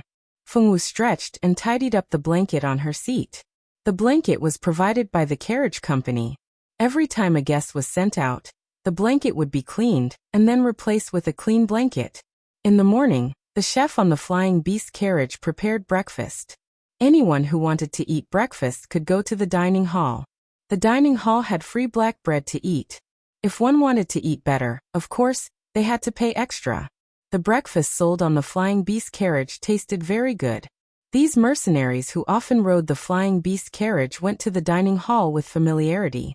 The 3 mercenaries who were more familiar with Fengwu invited Fengwu to eat with them. Fengwu remembered that she still had a lot of food in her spatial ring. She also had a lot of meat buns stored, so she politely declined their invitation. Ajur also didn't seem to be interested in the food on the flying beast carriage. He took out a few sausages from his spatial equipment and gave them to Fengwu and the others. Fengwu also generously took out her big meat buns. The 3 of them enjoyed a delicious breakfast together. Because little Baozi had already been fed by Tank once, he wasn't hungry yet. He opened his eyes wide and played happily by himself. Xiaowu, I want to go to the washroom. Tank's little face was red as he said embarrassedly, Do you know where the washroom is? Fengwu asked Ajur. Because it was their first time riding the flying beast carriage, And they didn't use the washroom yesterday. The two of them really didn't know where to go to the washroom. Coincidentally, I want to go too. Let's go together. Ajur helped carry little Baozi and took Fengwu and Tank to the washroom. In fact, the washroom wasn't far from their room. They just had to walk to the end of the corridor. When Tank saw the washroom sign, he rushed in. It seemed that he had been holding back for a long time. You go too. I'll take care of the child. Okay. Fengwu nodded obediently. She let little Baozi be obedient and went into the female washroom. Let's go. It's just the two of us left. Carrying little Baozi with one hand, Ajur also entered the male washroom. Not long after the three of them went in, another pedestrian entered the washroom. Four girls walked into the washroom noisily and washed their faces and combed their hair in front of the mirror. Orlando this time, Notre Dame du Starlight's entrance exam. How confident are you? The four girls chatted while washing up. What kind of stupid question is that? Orlando is our school's top student.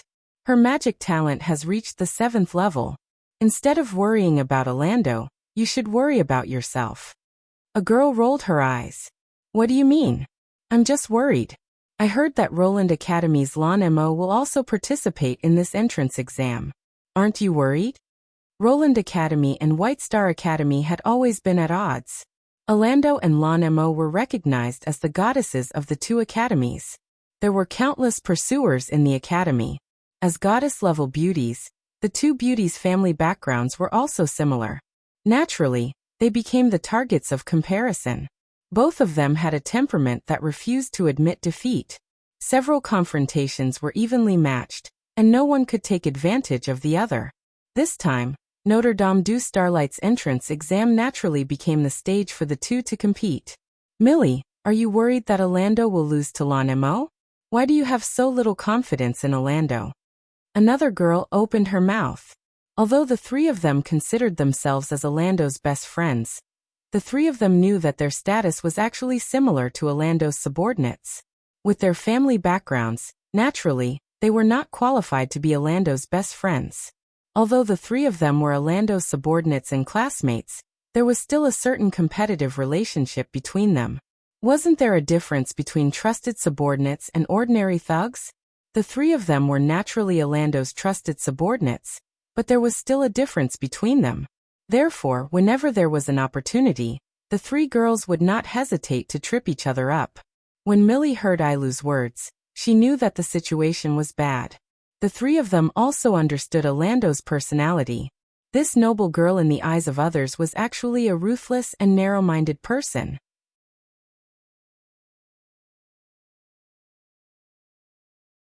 Chapter 14. Sure enough, Orlando's expression changed, and she stared at Millie coldly. No.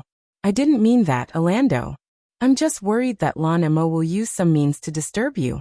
I just want to remind everyone to be careful and not fall for that little b*tch Lan Mo's tricks.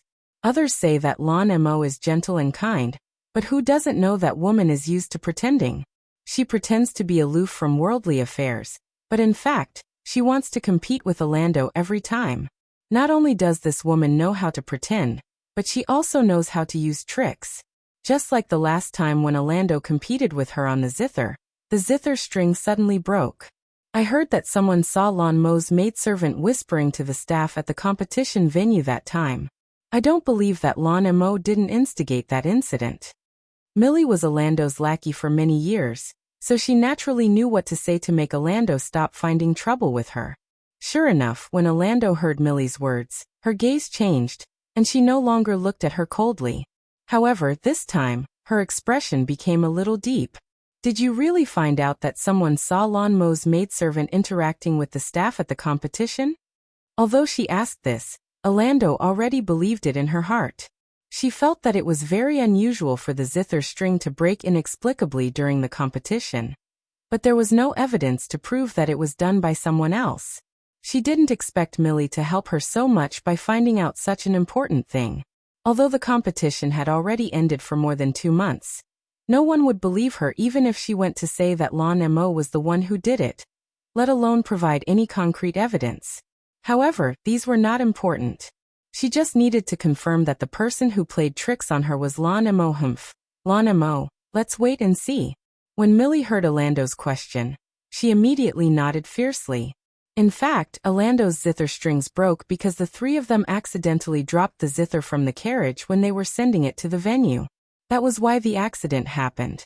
After that, the three of them were afraid of being blamed by Orlando, so they didn't dare to say anything.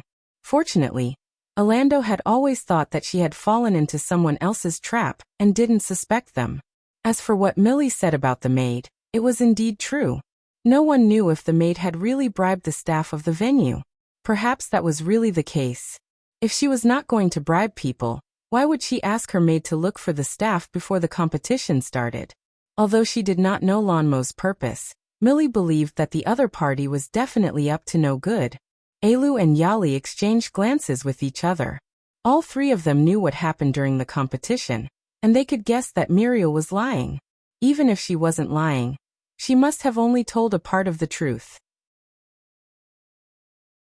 But none of them were stupid enough to expose her.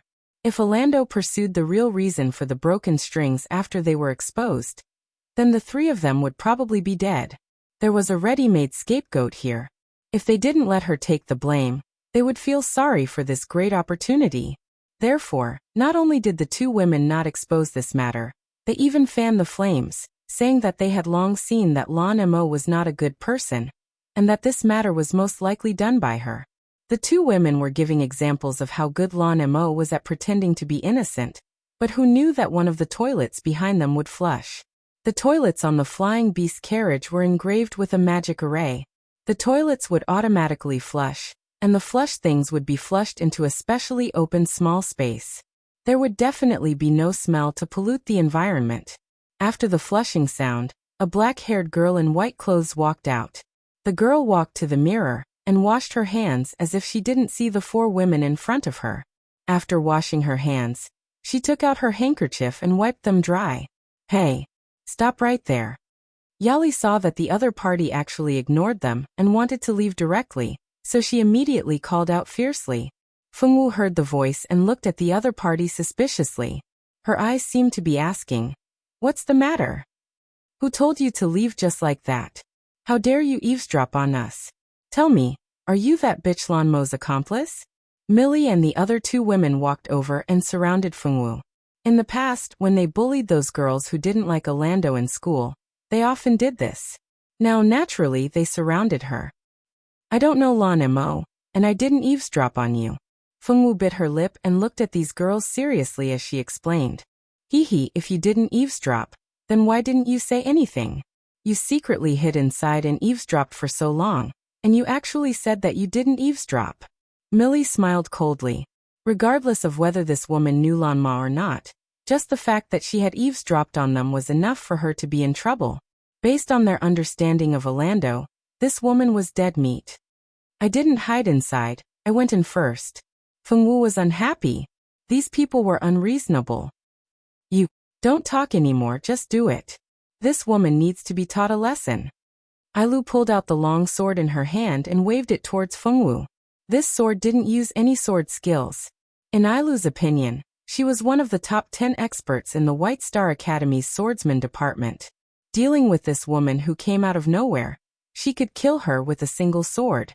This attack carried a murderous aura. Fengwu judged that the other party really wanted to kill her. This made Fengwu puzzled. They clearly didn't know each other, so why did this woman want to kill her? At the same time, Fengwu directly leaned to the side and avoided the other party's attack. Ailu's attack didn't hit, so she turned around and directly stabbed her sword towards Fengwu's eyes. If this sword pierced her eyes, then even if Fengwu didn't die, she would still lose her sight. Fengwu was angry. This was a bad person. With a thought, a short sword appeared in Fengwu's hand. She casually used the sword to break the other party's attack. At the same time, when the other party used her sword to block, she kicked towards the other party's heart. This kick of Fengwu's was filled with internal force. Ever since she came to this world, Fengwu had been practicing the inner strength cultivation method her master had taught her. Now her inner strength cultivation method had reached the 3rd level. Coupled with the sword skills she had mastered, although she didn't know how strong she was in this world. The girl in front of her was as slow as a child's play to Feng Wu. She didn't have any attack power at all. After being kicked by Feng Wu, Ailu's body flew back uncontrollably until she hit the wall behind her. Ailu fell from the wall to the ground and immediately coughed up a few mouthfuls of blood and fainted. Ailu! Muriel and Yali screamed, and then rushed to the place where Ailu fainted. Miss, you are too ruthless. Orlando, who had been silent until now, had no choice but to speak. Hitting her people was equivalent to hitting her face. If you want to hit a dog, you have to look at its master. If you dare to hit her, then this woman should be prepared to pay the price. She wants to kill me. Feng Wu calmly looked at the other party. For people who want to kill her, Feng Wu has never been lenient. She let the other party live because she didn't have the ability to kill her.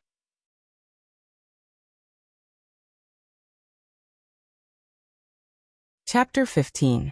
Orlando stood on the side and didn't speak. She thought that such a small character could be dealt with by Ailu and the other two, but she didn't expect the other party's fighting strength to be beyond her imagination.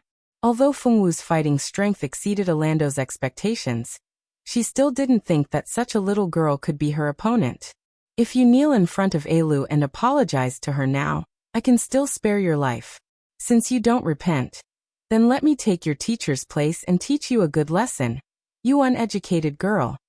After saying that, a fiery red magic staff appeared in Orlando's hand. This magic staff was bought by Orlando's father at a high price for her. The entire staff was red in color, and was made from the feathers of a flame bird. It was also embedded with a level 5 fire element magical beast's core. When using this staff to cast magic, it could increase the attack power of fire element magic. At the same time, a low-level fire magic fireball was launched towards Feng Wu. To be honest, even if Orlando's fireball was enhanced by the magic staff, it still wasn't as powerful as a Jur's. Feng Wu's sword directly extinguished the fireball, but Orlando didn't give up. Another low-level fire magic fireball was cast towards Feng Wu. Fireball was a low-level magic that was one level higher than the fireball. The fireball could only be cast once at a time, but this fireball could change into multiple fireballs according to the user's strength. Orlando was now just a small second-rank fire magician. Naturally, it was impossible for her to change too many fireballs. With a low chanting sound, 5 fireballs of the same size flew towards Feng Wu. As early as when Orlando made her move, Millie and Yali took Ailu and hid to the side. The three of them didn't know Orlando's fighting style very well. When Orlando started fighting, it was completely indiscriminate. They didn't want to get hurt in the hands of their own people. 5 fireballs flew straight towards Feng Wu. This time she's dead, Millie and Yali thought excitedly. Even Orlando was confident that Feng Wu would not be able to dodge her fireball attack. No matter how good her swordsmanship was, she did not believe that Feng Wu would be able to extinguish 5 fireballs in one strike. However, Feng Wu was destined to disappoint them. Feng Wu poured her internal energy into the short sword, and waved it at the 5 flame bullets. This sword contained the internal energy that Feng Wu had cultivated. The vigorous internal energy struck the 5 flame bullets, causing them to have no choice but to change their direction and return to Orlando's side. Orlando was indeed a second-rank magician. The moment Feng Wu counterattacked, she saw the flame bullet flying towards her, and instinctively opened her magic shield. Magic shield was one of the most basic defensive spells. Anyone with mana could use it. When mages were in danger, they would open their magic shields to protect themselves. At the moment when the magic shield was opened, the 5 flame bullets all fell on Orlando's magic shield. Although the 5 flame bullets were blocked, the magic shield that Orlando condensed with her mana also shattered and disappeared. Feng Wu took advantage of the victory to pursue and attack. When the other side was relieved because of blocking the flame bullets, she stepped on expeditious steps and appeared in front of Orlando like lightning. Although mages' long-range attacks were powerful, due to their weak bodies, as long as they were close in, they would have no way to deal with them. After being approached by Feng Wu, even if Orlando usually pretended to be calm, she couldn't help but panic. She wanted to dodge, but with her physique, how could she avoid Feng Wu's attack? Orlando saw Feng Wu's palm hit her chest. Feng Wu didn't use too much internal energy. Although it would hurt her, it wouldn't kill her. Orlando spat out a mouthful of blood, and her whole body flew backward. After Elu, she became the second person to be hit on the wall. You wait for me. We, our White Star Academy, will not let you go. Orlando's eyes were filled with resentment, as she looked at Fengwu as if she was looking at her father's murderer. This was the most embarrassing moment in Orlando's life. She had never been defeated so miserably, and the shame she suffered now was brought to her by the woman in front of her. She, Orlando, swore that one day, she would tear this woman into pieces.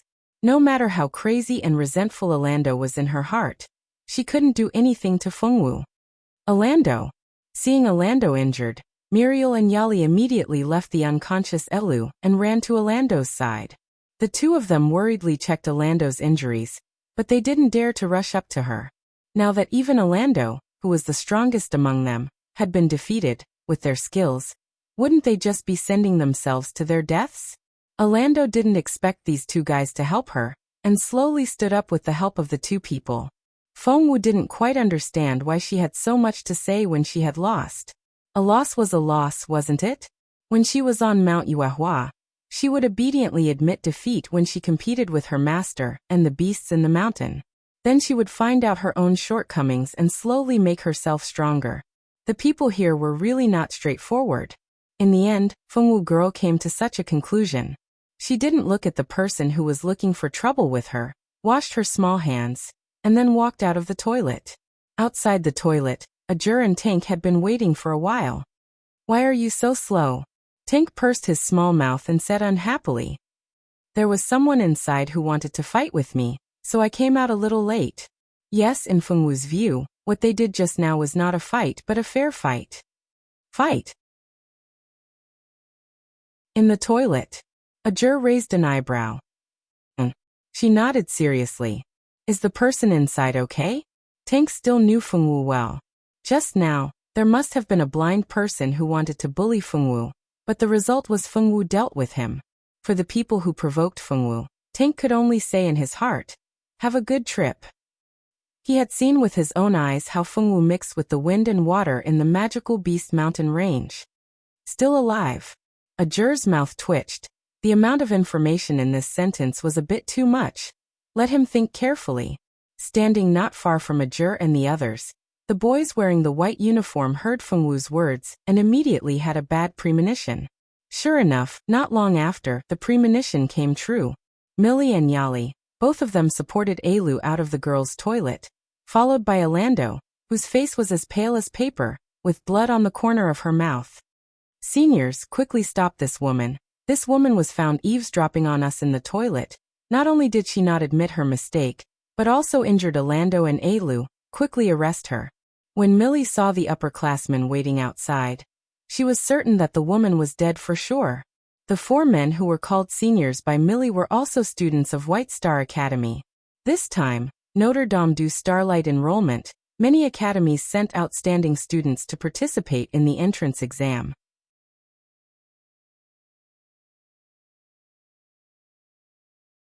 Chapter 16. These four men were actually 1 year older than Orlando's group of four, so Orlando and the others all addressed them as seniors. Among the four men, two of them obviously had a good impression of Orlando. After hearing Millie's words, they immediately looked at Fengwu with sharp eyes. Where did this woman come from? She actually dared to hurt their White Star Academy's goddess. She really didn't want to live anymore. Noticing the change in the eyes of the two men, Orlando, who had been walking behind Millie's group, chuckled. She wanted to see how that woman could escape. Not all of the male students of White Star Academy were under Orlando's skirt. Fortunately, two of the men who looked quite steady exchanged glances with each other, and did not directly fight with Fengwu as Millie had hoped. Don't get too excited. Let's first clarify the matter. The boy who spoke was handsome, about 14 or 15 years old, but he had a leader's temperament. At first glance, one could tell that he was the leader of their group. Roger, what else is there to say? Isn't it obvious?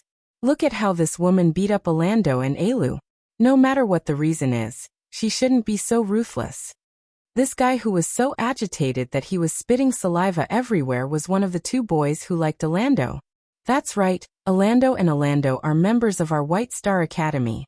At this time, we should stand together and not let anyone look down on our White Star Academy.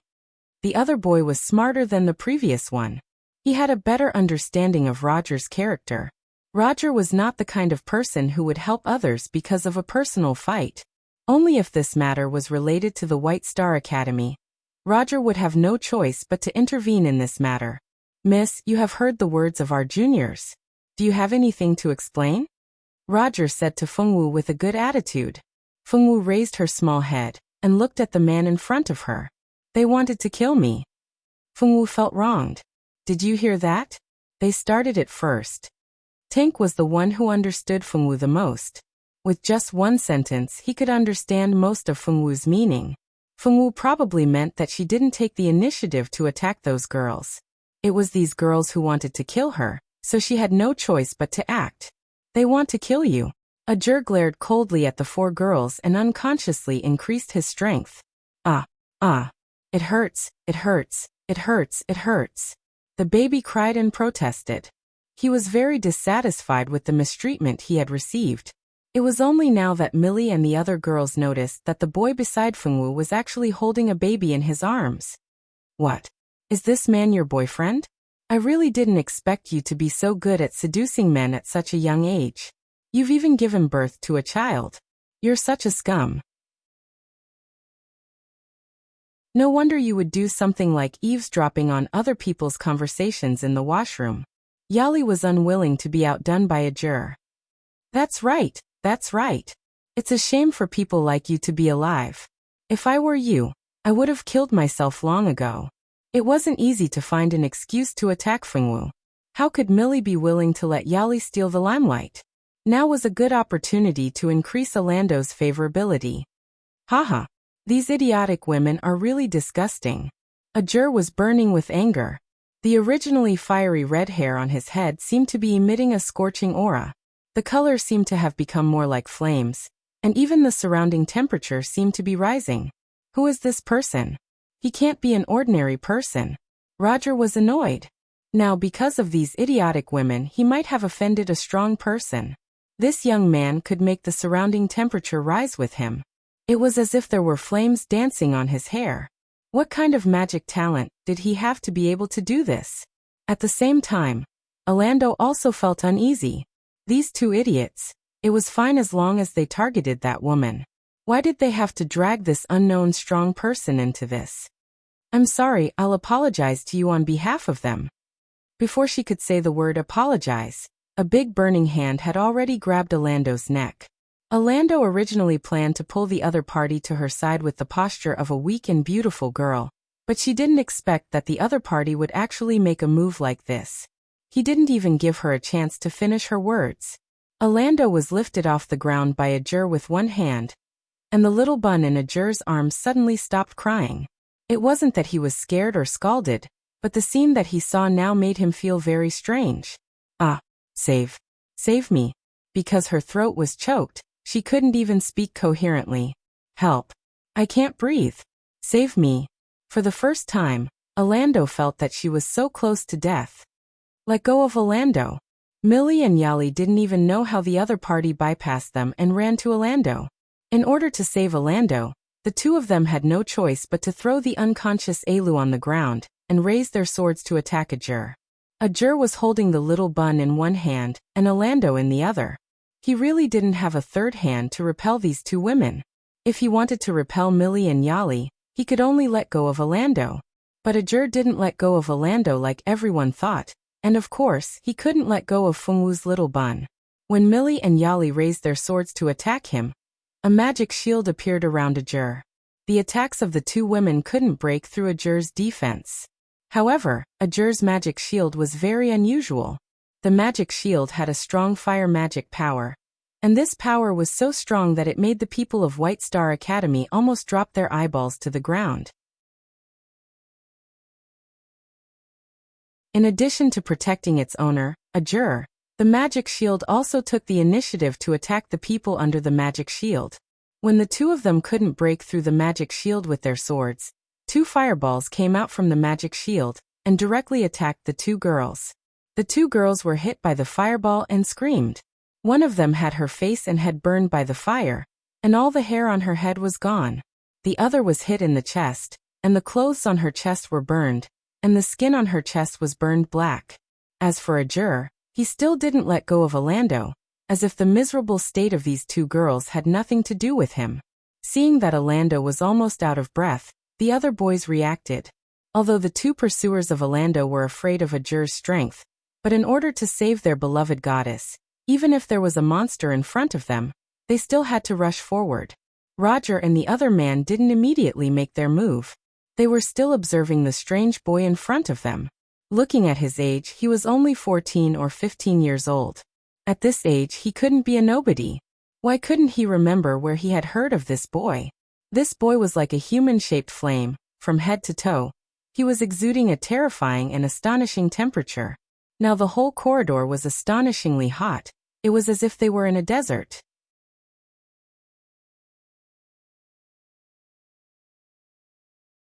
Chapter 17.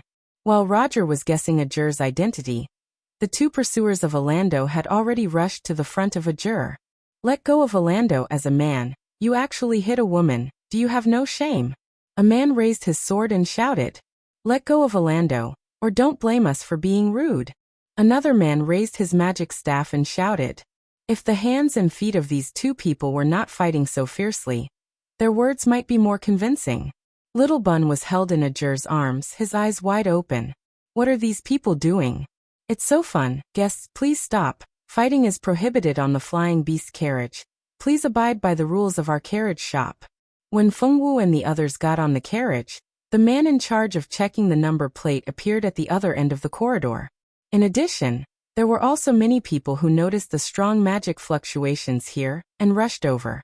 The staff of the carriage shop didn't know what kind of strength he had, but he directly turned a blind eye to Ajur's appearance and the abnormal temperature around him. His tone was very gentle. Sorry we were rude, I will restrain our people. Roger stepped forward and said politely. At the same time, he also expressed that he could only restrain the people on his side. As for the other side, he didn't have the ability to command them. Ajur frowned and seemed to be thinking about whether to give the other party face or not. Later, he remembered that he was hiding his identity now, so it was better not to go too far. Thinking so, Ajur directly swung his hand and threw Orlando to the wall with a loud bang, making the people who heard it feel a toothache. Orlando, who was originally injured by Feng Wu, vomited a few more mouthfuls of blood and completely fell into a coma. Orlando. The two infatuated men angrily glared at Ajur and immediately ran over to check her injuries. As for Orlando, Millie and Yali, who were also lying on the ground, no one had time to care about them. I'm sorry, my hand slipped. This apology was too insincere, but at least he knew how to cover it up. He didn't even give the people from the car dealership an explanation after the fight. They didn't know who this young man was, but they instinctively felt that he wasn't simple. As long as he didn't die, he would become a divine transcendence expert in the future. The staff of the garage naturally wouldn't make things difficult for such a future powerhouse. Since he said it was a slip of the hand, then it was a slip of the hand. Dear guests, if you have any personal grudges to settle, please find a place to settle them after alighting from the carriage. Fighting is prohibited on the Flying Beast carriage. Please don't do it again. After saying that, the staff member turned around and left. Ajur shrugged fearlessly and returned to Feng Wu's side with Little Bun in his arms. Tank gave Ajur a thumbs up. You're awesome. Ajur naturally accepted Tank's praise and stuffed Little Bun back into Feng Wu's arms. Little Bowsy suddenly returned to a familiar soft and fragrant bosom. He happily spat out bubbles and babbled about the fun things he had just encountered. It was a pity that no one here understood baby language, so they couldn't understand what the Little Bun was saying. Feng Wu took her baby and kissed his face in a good mood. Thank you. Feng Wu knew that Ajur fought because of her, so she obediently thanked him. You're welcome. Anyway, I like those women very much. It was the first time in his life that a woman dared to be so rude in front of him. If the people from the car dealership didn't appear early, it wouldn't be bad to kill that woman. And Feng Wu nodded and didn't say anything else. Roger and the others supported the 4 injured girls and left. Orlando's 2 suitors didn't care about the other 3 girls on the ground, and just supported Orlando to leave. Roger and the other guy had no choice but to leave with the 3 girls. They didn't even have the chance to say goodbye to Ajur and the others. Roger still had the intention of befriending this mysterious powerhouse. After all, he wasn't the one who had a feud with them. But in this situation, it wasn't a good time to befriend him. It seemed that he could only wait until they entered the Notre Dame du Starlight to find another opportunity. White Star's group of 8 left in such a sorry state. Feng Wu and the other 2, along with little Munchkin, chatted and laughed as they returned to their room. The rest of the journey was relatively peaceful. As Orlando and the others were heavily injured, none of them were light or wood magicians, so they could only use some medicine for external injuries and internal injuries. If they wanted to be treated, they would have to find a local priest to treat them when they reached the central city. Without Orlando and the others making things difficult for them, Feng Wu and the others spent more than 10 days in the flying beast carriage. After a period of long-distance flight, Feng Wu arrived at the central city. According to legend, the central city was a city blessed by God. There were many miracles in the central city waiting for people to explore. Many guilds chose to build their headquarters in this place, such as the Adventurers Guild, Magicians Guild, Potioneers Guild, Mercenaries Guild, and Swordmasters Guild. These guilds that had great influence in the world were not allowed to join any country and become part of that country's combat power. In order to show their neutrality, these guilds chose to build their headquarters in the central city, while other countries built their own branches. After alighting from the flying beast carriage, they bid farewell to the mercenaries and adventurers who had lived with them for more than 10 days. Tank's aunt was called Tianyu. According to Tank, his aunt worked in the canteen of the Notre Dame du Starlight. His uncle was the head chef in the kitchen and had extraordinary culinary skills. The Notre Dame du Starlight would only start enrolling students 3 days later. The Notre Dame du Starlight was the largest dual cultivation college in the continent. Moreover, it was built by the Holy Cathedral, so its enrollment was very strict. Every year, very few people passed, almost less than 1 in 10 would pass. In order to enter the Notre Dame du Starlight, other than having extraordinary talent, one's character and luck were also part of the assessment. However, other than talent, the other 2 aspects of the assessment were very mysterious. Other than the residents of the central city and the candidates who had participated in the assessment, almost no one knew about it. As for those who had participated and failed, they would not tell others about the assessment method. Even if someone asked, they would not be able to get anything out of it. Because no one had revealed the assessment method, candidates who wanted to participate in the entrance examination were very curious about the other 2 aspects of the assessment. The Notre Dame du Starlight was very easy to find. Apart from the tallest and largest building in the city, the Notre Dame du Starlight was the second most magnificent building. Just the iconic tall bell tower of the Holy Cathedral was enough to attract people's attention.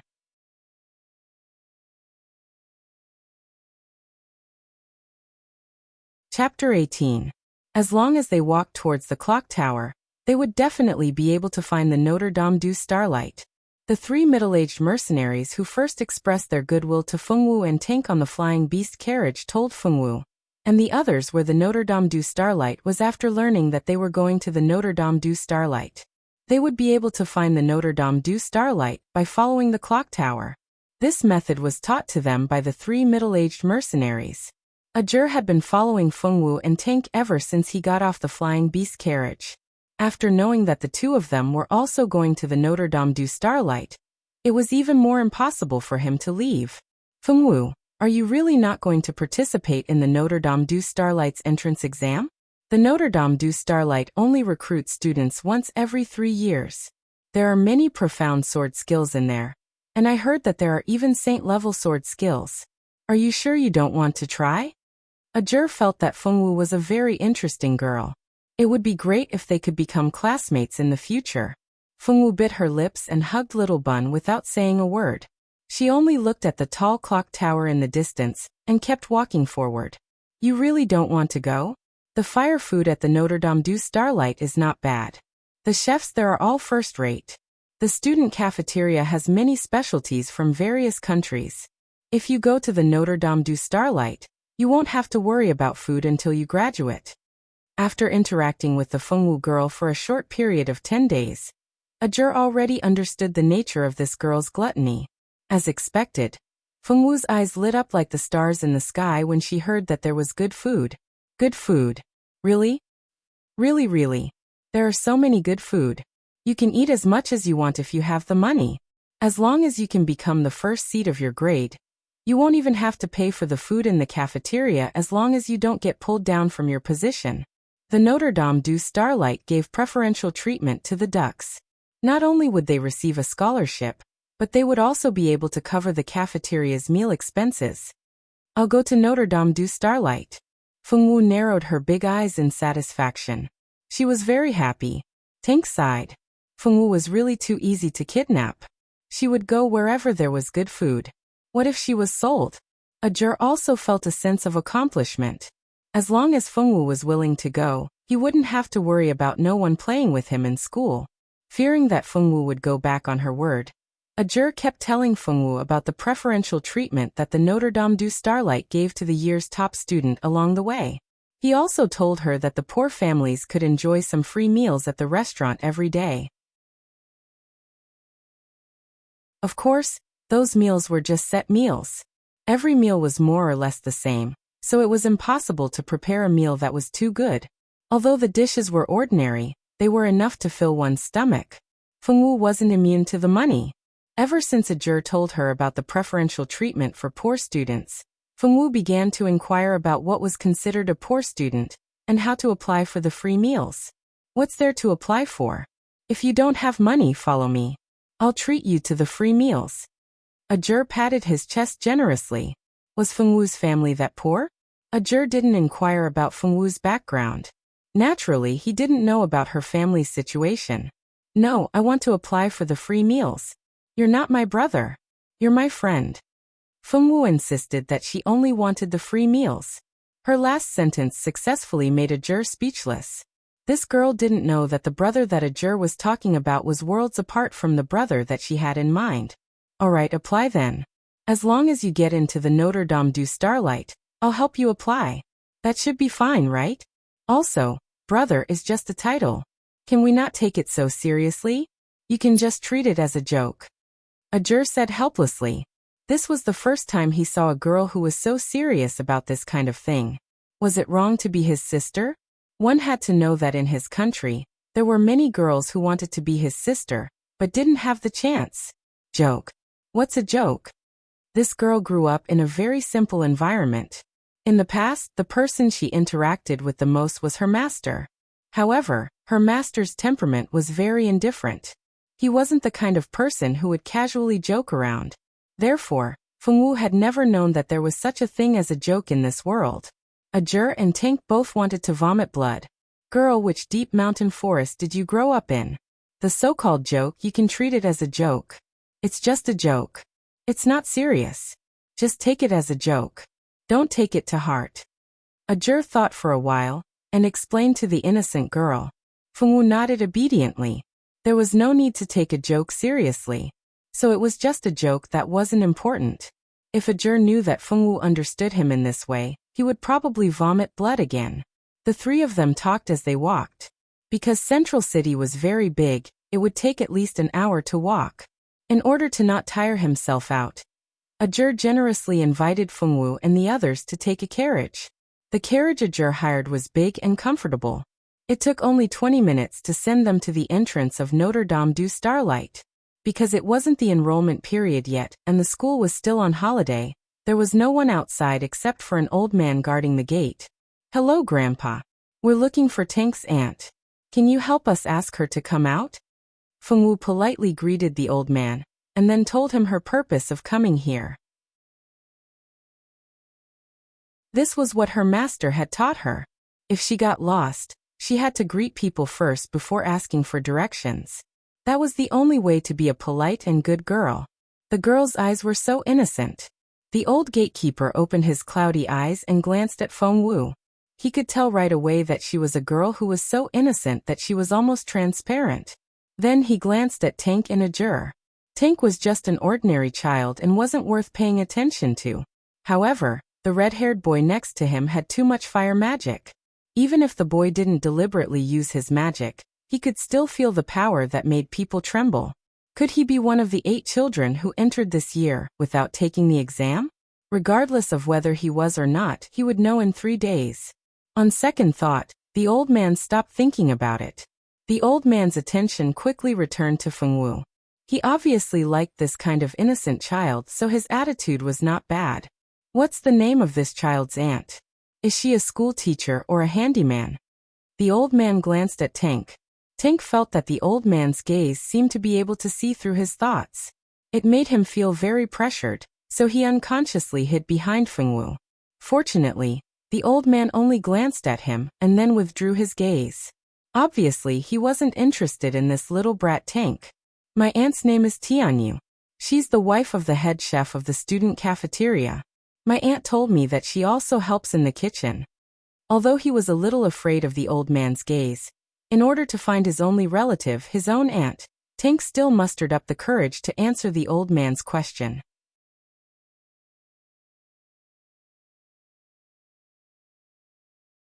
Chapter 19. Oh Tianyu, I know. There's someone like that here. Give me a moment, I'll contact Tianyu. The old man took out a round, transparent crystal. It was Fengwu and Tank's first time seeing something like this, so they looked at it curiously. This is an imaging crystal. If 2 people know each other, they just have to extract a strand of energy from their own imaging crystal and send it into the other person's communication crystal. Then the 2 imaging crystals will be able to establish contact. Judging by the size, color, and energy of the imaging crystal in his hand, it should be a high-grade imaging crystal. It can store at least 200 strands of energy extracted from the imaging crystal at one time. In other words, the imaging crystal in this old man's hand can contact at least 200 people. Fengwu and Tank's mouths were slightly agape. They thought that the crystal in the old man's hand was very mysterious and interesting. Since they were very curious about the imaging crystal, Fengwu and Tank had been paying attention to the old man's actions. Suddenly, a slender figure in white appeared on the crystal. Tank recognized her immediately and cried out in surprise, "Auntie!" However, the figure did not seem to hear anything. She only exchanged a few words with the old man. Then the figure in the crystal became very excited. Not long after, the figure on the crystal disappeared. Why can't we hear anything, Brother Ajur? Tank scratched the hair on his little head curiously. This crystal obviously has 3 modes. The first mode is that only the owner of the crystal can hear and see the image. The second mode is that other people can see the image but not hear the sound. The last mode is that other people can see and hear. Which mode is activated depends on the owner of the crystal. It was obvious that the old man only let them see the image on purpose. He did not want them to hear the conversation between him and Tianyu. Tianyu will be out soon. Wait for a while. After saying that, he closed his eyes and went to sleep, ignoring them. 15 minutes later, a slender white figure ran quickly to the entrance of Notre Dame du Starlight. When she saw Tank outside the door, she ran over excitedly and hugged him. "Tank, why are you here to look for Auntie? Did something happen at home?" Tianyu knew that Tank was a sensible child. He would not come to her for no reason. Something big must have happened. Otherwise, this child would not come. "Woo. Auntie." Tank had been holding back his tears along the way, but when he saw Tianyu, he couldn't hold it in anymore and threw himself into Tianyu's arms. "Good boy, don't cry. Come home with your aunt first. We'll talk about it when we get back." Tianyu hugged her crying nephew. She was sure that something big had happened at home. However, Tianyu was an adult after all. He did not lose his mind to talk about family matters at the entrance of Notre Dame du Starlight. After thanking the old guard, Tianyu wanted to take Tank away. "Wait, Auntie. This is Fengwu. Thanks to Xiao Wu for sending me to you. Otherwise, I don't know where Tank is now. Also, this is Brother Ajur. He is very good to me and Xiao Wu." Although Tank was very happy to see his auntie, He did not forget Fengwu, who sent him all the way here. Ajur was just a side trip. Tank had some feelings for Fengwu. When he was most afraid, Fengwu appeared and protected him. She sent him to Tianyu. All the food and expenses were paid by Fengwu. Tank was a good child. Although he did not say it, he always remembered this kindness in his heart. Moreover, in Tank's heart, Fengwu was like a sister to him. She was the most important person besides his auntie's family. In Tank's little heart, Fengwu's position could be said to be second only to his auntie Tianyu. Thank you, young lady. Thank you for sending Tank to me. And thank you, young man. Thank you for taking care of Tank. It must have been a tiring journey. Let's go to Auntie's house to rest. When Tianyu heard Tank's words, she discovered that there was an outstanding man and woman standing next to Tank. The girl looked like a girl from their ancient eastern country. The characteristics of her black hair and black eyes were very obvious. As for the boy, he was very handsome. He was wearing a red magic robe, red hair, and red eyes. At a glance, one could tell that he was a fire magician. Generally, only magicians would like a color so much. For example, ice magicians like to wear white magic robes, water magicians like to wear blue, metal magicians naturally like to wear gold, and so on. This boy was dressed in red from head to toe. There was no doubt that he was a fire magician. Tianyu brought Tank, Fengwu, and Ajur back to her residence outside Notre Dame du Starlight. Notre Dame du Starlight had its own rules. Except for teachers and students, no one else was allowed to live on campus. Tianyu's house was not far from Notre Dame du Starlight. It was only a street away. Tianyu opened the door with a key and let the three people in. Tianyu's house was a two-story Western-style house. There was a yard in the backyard. There were many flowers planted in the yard, and there was a swing. At a glance, one could tell that it was a place for the family's children to play. They followed Tianyu into the living room. The living room was very clean. Although the furniture did not look luxurious, it still gave off a sense of warmth and elegance. Tianyu had just asked Fengwu and the others to sit down when little Baozi began to cry. This child would cry when he was hungry or when he needed to pee. He was usually very easy to take care of and did not make a fuss at all. When Tank heard little Baozi's cries, it had already become a conditioned reflex. He took little Baozi from Fengwu's back, and then checked little Baozi's diaper. When he found that little Baozi had pooped, he immediately wiped little Baozi's butt and changed a clean diaper. Tianyu looked at this scene with her mouth slightly open in surprise. When did her little nephew become so good at taking care of children? Once the diaper was changed, little Baozi stopped crying. He was wrapped in Fengwu's arms and spit bubbles to play. This was little Baozi's favorite game. He would not get tired of spitting bubbles for a whole day. This child is? Tianyu asked. This is Fengwu's baby. He hasn't been given a name yet. His nickname is Bao Bao. Tank obviously liked little Baozi very much and answered Tianyu's question with a smile. This is Fengwu's child. Tianyu was shocked. Although this child was Fengwu's child, it could not be that young man's child no matter how she looked at it. This child's eyes were black, but his hair was golden. One look and she could tell that he was of mixed blood. Moreover, Fengwu looked too young. Could a little girl really be the mother of a child? Fengwu, how old are you this year? Could it be that she was already in her 20s and only looked young because she took good care of herself? Tianyu began to find an excuse for herself. I'm 14. Fengwu replied. What? You're only 14? Tianyu exclaimed. 14 years old was not an adult. She was still a child.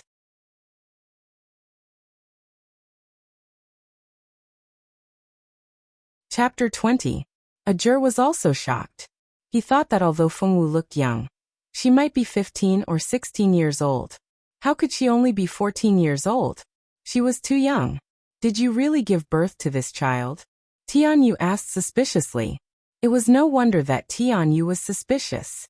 Even Ajur was very skeptical about whether this child was really Fengwu's child. Fengwu looked like a naive little girl. No one would believe that she was the mother of a child. Yes. Fengwu frowned when she thought of the pain of giving birth. Perhaps it was because Fengwu's expression was too serious. She did not look like she was lying. Tianyu and the others could not help but believe her. Where is the child's father? Isn't he by your side? Tianyu asked curiously. Fengwu looked at Tianyu in confusion. Why would the child's father be by her side? I don't know. Fengwu shook her head. Tianyu looked at the well-behaved Fengwu with pity. This child must have been deceived by some bad man. How could there be such a bad man in this world? He actually hurt such a poor child. Tianyu's sympathy overflowed.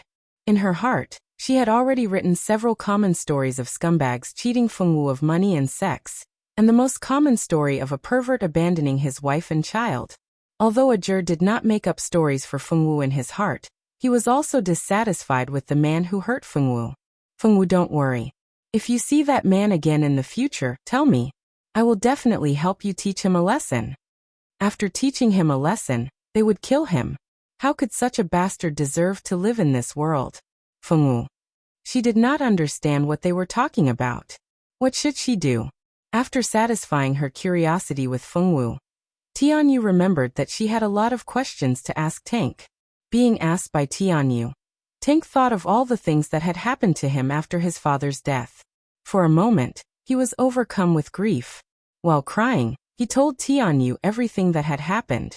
When Tianyu found out that his second brother had died, he was so heartbroken that he lost his voice. When he found out that their village had been massacred, Tianyu could no longer cry. He was completely stunned. After coming back to her senses, Tianyu sat on the couch and wept silently. Only the cries of Tianyu and Tank could be heard in the room. After crying for about half an hour, Tianyu came back to her senses. Looking at the tear-stained little Tank in front of her, she said, Tank, stay with your aunt from now on. Aunt will take good care of you. After saying that, she hugged Tank in her arms and kissed his forehead. Tank buried his little head in his aunt's soft and fragrant arms and cried. That night, Fengwu and Ajur stayed at Tianyu's house for dinner. After the meal, they stayed the night. After knowing that Fengwu and Ajur were going to participate in the entrance examination of Notre Dame du Starlight in 3 days, they were told to stay at home and wait for the examination. Tianyu's husband was a slightly plump man named Lan Wei. He looked to be in his 30s and had an imposing manner. At first glance, one could tell that he was a martial artist. Lan Wei was a good-tempered man. Tianyu was in charge of everything in the family. Basically, Lan Wei had no objection to Tianyu's decision. Lan Wei had a son and a daughter. The son was called Lan Tian, and the daughter was called Lan Yu. Together, they were Tianyu. It could be seen that Lan Wei loved his wife very much. During these 3 days in the Lan family, Fengwu and Tank were warmly received. Lan Wei often cooked for them. Lan Wei's cooking skills were very good. No wonder he could become the head chef of a place like Notre Dame du Starlight. 3 days later, Tianyu and Ajur went to the entrance of Notre Dame du Starlight to participate in the first round of the talent examination, accompanied by Tank, Tianyu, and the 2 little ones of Tianyu's family. Ajur, don't you need to line up? Fengwu was in the line for the swordmasters. She saw that Ajur was beside her and didn't line up for the magicians. This made Fengwu puzzled. No need. I am a genius who entered the school without taking the examination. Ajur proudly raised his head. The people in the line behind Fengwu naturally heard Ajur's words. Many people looked at Ajur with envy and jealousy. Only a few people with a strong will looked away after glancing at Ajur. After hearing Ajur's explanation, Fengwu didn't envy Ajur like the others. Very good. After calmly praising him, she focused on lining up. In the past few days, Tianyu and Fengwu had learned a lot. Fengwu already knew what special enrollment students were. The so-called special enrollment students were those who were very outstanding in terms of talent, character, and opportunity. These people were reviewed by the teachers of the academy before they entered the academy. They could directly enter the academy without having to go through the examination. Fengwu knew that being able to enter Notre Dame du Starlight without taking the examination was a very good thing, so she praised Ajur. After being praised, Ajur was even more proud. He felt that Fengwu really had a good eye for people who knew that he was very good. The examination for swordsmen was very different from that for magicians. There were 12 levels of talent for magicians. Legend said that if one's talent reached the 12th level, as long as they didn't die, they would definitely become gods. A magician's talent determined their cultivation speed. The higher the talent, the faster they could cultivate magic. In the Academy of Starlight, the minimum requirement for a magician to enter was a 7th level talent. A 7th level talent was the minimum requirement. There was still a chance for anyone below the 7th level. Magicians and swordsmen were the same. In addition to talent, opportunity was also important. Therefore, if one didn't have enough talent, but if one had a heaven-defying opportunity, one might become a saint or even a god in the future. In order to enter Notre Dame du Starlight, one had to pass 2 of the 3 examinations. Temperament was one of the tests. If one's temperament didn't pass, then no matter how high one's talent or heaven-defying opportunity was, one was doomed to not be able to go very far. Therefore, in order to enter Notre Dame du Starlight, one had to have both talent and temperament, or opportunity and temperament. One had to meet 2 of the 3 requirements. As for swordsmen, there wasn't any specific division of talent. There was only a sword testing stone in the examination area. As long as one's strongest attack could make the stone glow, then they passed. If one couldn't, then they could only participate in the other 2 examinations. Because there were too many people taking the examination, Notre Dame du Starlight only recruited students once every 3 years. There were countless people who wanted to enter Notre Dame du Starlight. From 10 to 15 years old, there were already thousands of children from various countries on the continent. There was a clear rule in Notre Dame du Starlight. Everyone only had one chance to enter Notre Dame du Starlight in their lifetime. If they didn't pass once, then they didn't need to come again. Every time a boy or girl came to Notre Dame du Starlight to apply, they all had the beautiful dream of entering Notre Dame du Starlight. Unfortunately, the entrance examination of Notre Dame du Starlight was too difficult. Usually, out of thousands of people, only 300 or so would remain. It was said that during one of the examinations of Notre Dame du Starlight, there were 380 people who remained. That year's examination was the year with the highest number of new students remaining.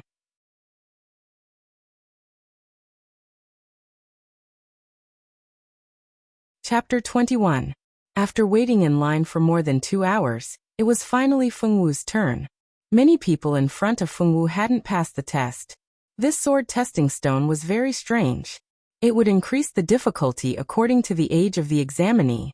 There were both male and female examinees in front of Fengwu. Some of them looked about the same age as Fengwu, while others were younger than Fengwu. Fengwu remembered that among the 5 people in front of her, only 1 girl had passed the test. Those who didn't pass had to take the other 2 tests. When it was Fengwu's turn, Fengwu stood in front of the sword testing stone obediently. The weapons used for the test were mortal-grade swords provided by the Sacred Institute. If she used her own sword, it would be very unfair to the examinees who didn't have a good family background. For the sake of fairness, the weapons used for the test were all provided by the Sacred Institute. Fengwu picked up the sword and used her internal strength. She didn't use any sword skills like the others. She just waved her sword gently. It seemed easy, but in fact, Fengwu had used about 70% of her internal strength. Her master had said that no matter what she did, she had to hold back. She couldn't let others see her true strength, so Fengwu didn't use all of her strength. When the examinees standing behind Fengwu saw Fengwu waving her sword so casually, they thought this girl was crazy. Everyone only had one chance to take the test of the Notre Dame du Starlight. She waved her sword so casually. She should have used some sword skills. Look at the people in front of her. Which one of them didn't use their strongest sword skills? To everyone's surprise, when Fengwu casually swung her sword and the sword energy landed on the stone, it immediately emitted a bright white light. Although the light was strong, it wasn't dazzling. It could be seen that Fengwu's sword skills didn't have any killing intent or aggressiveness. When a sword with killing intent struck the sword testing stone, the light it emitted would be very dazzling. Moreover, the killing intent would be magnified several times by the sword testing stone, allowing people to easily feel it. The domineering sword would make people feel incomparable pressure, as if a mountain was pressing down on their hearts, making it hard for them to breathe. The people who had just passed either had a killing intent or a domineering aura in their swords. Only Fengwu's sword seemed to be swinging gently, but it did not have any killing intent or domineering aura. Just from this sword, it could be seen that Fengwu's swordsmanship was definitely higher than the people who had passed before, because they could not restrain their aura at will. Fengwu's outstanding performance caused the teachers of the swordsmanship department to nod their heads in praise. Only an extremely talented genius could restrain one's aura at this age. Compared to Fengwu, those who had just passed could only be considered as ordinary geniuses. Compared to the true top geniuses, there was a huge gap. Fengwu, on the other hand, could already be considered a top swordsmanship genius. Wow! The girl in front is amazing. That's because her aura was restrained. So amazing. She can restrain her aura at such a young age. She's really a genius. If only I was as good as her. Such a strong girl. This girl is really awesome. The young men and women who were queuing at the back all exclaimed in surprise. At this moment, at the place where the mage department was recruiting students, waves of exclamations sounded like a tsunami. A dazzling light shot into the sky, and the intense light made it difficult for the young men who were taking the examination not to notice it. Looks like there's an incredible genius in their mage department. Her talent has reached level 12. There hasn't been such a talented child in a few hundred years. The teacher who was taking the examination at the swordsmanship department touched his chin that was full of stubble. That's right, but our swordsmanship department is not weak either. We also have an incredible little genius. The one who spoke was a female teacher. This female teacher looked to be at most in her 20s. Of course, this might not be her real age. No matter if it was a mage or a swordsman, as their strength increased, the speed of their aging would become slower and slower. Sage-level experts would even look to be in their teens or 20s. If it wasn't because they didn't have much lifespan left, they wouldn't be able to maintain their youthful bodies. You're Fengwu, right? Congratulations on passing. Next, as long as you pass the temperament assessment, you will be able to join our Notre Dame du Starlight. You have to perform well in the following assessment. The last of the three invigilators was also a young female teacher who looked to be in her 20s. While the other two teachers were busy lamenting, this teacher still remembered her job. She lovingly stroked Fengwu's little head, said a few words of encouragement, and stamped the passing seal on the back of Fengwu's hand. Only then did she let Fengwu go home. This passing seal was made of magical materials, and was difficult to fake. The student who had the seal on their hand would automatically leave their name and basic information on the Notre Dame du Starlight's examination list. Fengwu touched her own little hand. Apart from feeling a little warm when the seal was stamped, she didn't feel anything else. Moreover, the passing seal only appeared on the back of her hand at the very beginning, and disappeared after a few seconds. This made Fengwu feel very strange. Touching the back of her hand, Fengwu was pulled away from the crowd by a juror. They walked towards the direction of Tianyu and Tank. A juror wasn't surprised that Fengwu had passed. What kind of person was he? How could a friend who could catch his eye be bad? It was just a mere entrance examination, a piece of cake. At this moment, the teachers from the Ministry of Magic were all indescribably excited. In front of the testing crystal stood a young girl with light purple hair. The girl's gaze was gentle, and she was petite. She looked to be at most 13 or 14 years old. Her eyes, which were the same color as her hair, didn't show any excitement. She looked calm and natural. The teachers who were secretly observing the girl nodded their heads. It seemed that this student's temperament was also very good. Even after knowing that she had such a high innate talent, she didn't become complacent. Instead, she was so calm. She was really a good seedling. How could these teachers know that the girl in front of them already knew about her innate talent? The girl's name was Zicheng. Before she had transmigrated, her name was Zicheng Lan. That's right, Zicheng wasn't someone from this world. She had transmigrated from Earth. When she had just transmigrated, Zicheng was just an unimportant concubine's daughter from an aristocratic family. Her mother was just a maid in the family. Until one day, her father got drunk and had a one-night stand with Zicheng's mother. That was how Zicheng was born. Zicheng's mother was born into a lowly family, and wasn't married by her father. Not long after giving birth to Zicheng, She passed away. Zicheng lost her mother's protection. Although she was a concubine's daughter from an aristocratic family, she didn't have any status in the family. When Zicheng was 14 years old, no one had even tested her innate talent. When Zicheng Lan transmigrated from the 21st century, the original Zicheng had already passed away due to a high fever. In the entire family, no one knew that Zicheng had passed away. This also made it convenient for Lan Zicheng to pretend to be Zicheng. As a transmigrator, Lan Zicheng naturally had her own golden fingers, and they were very powerful.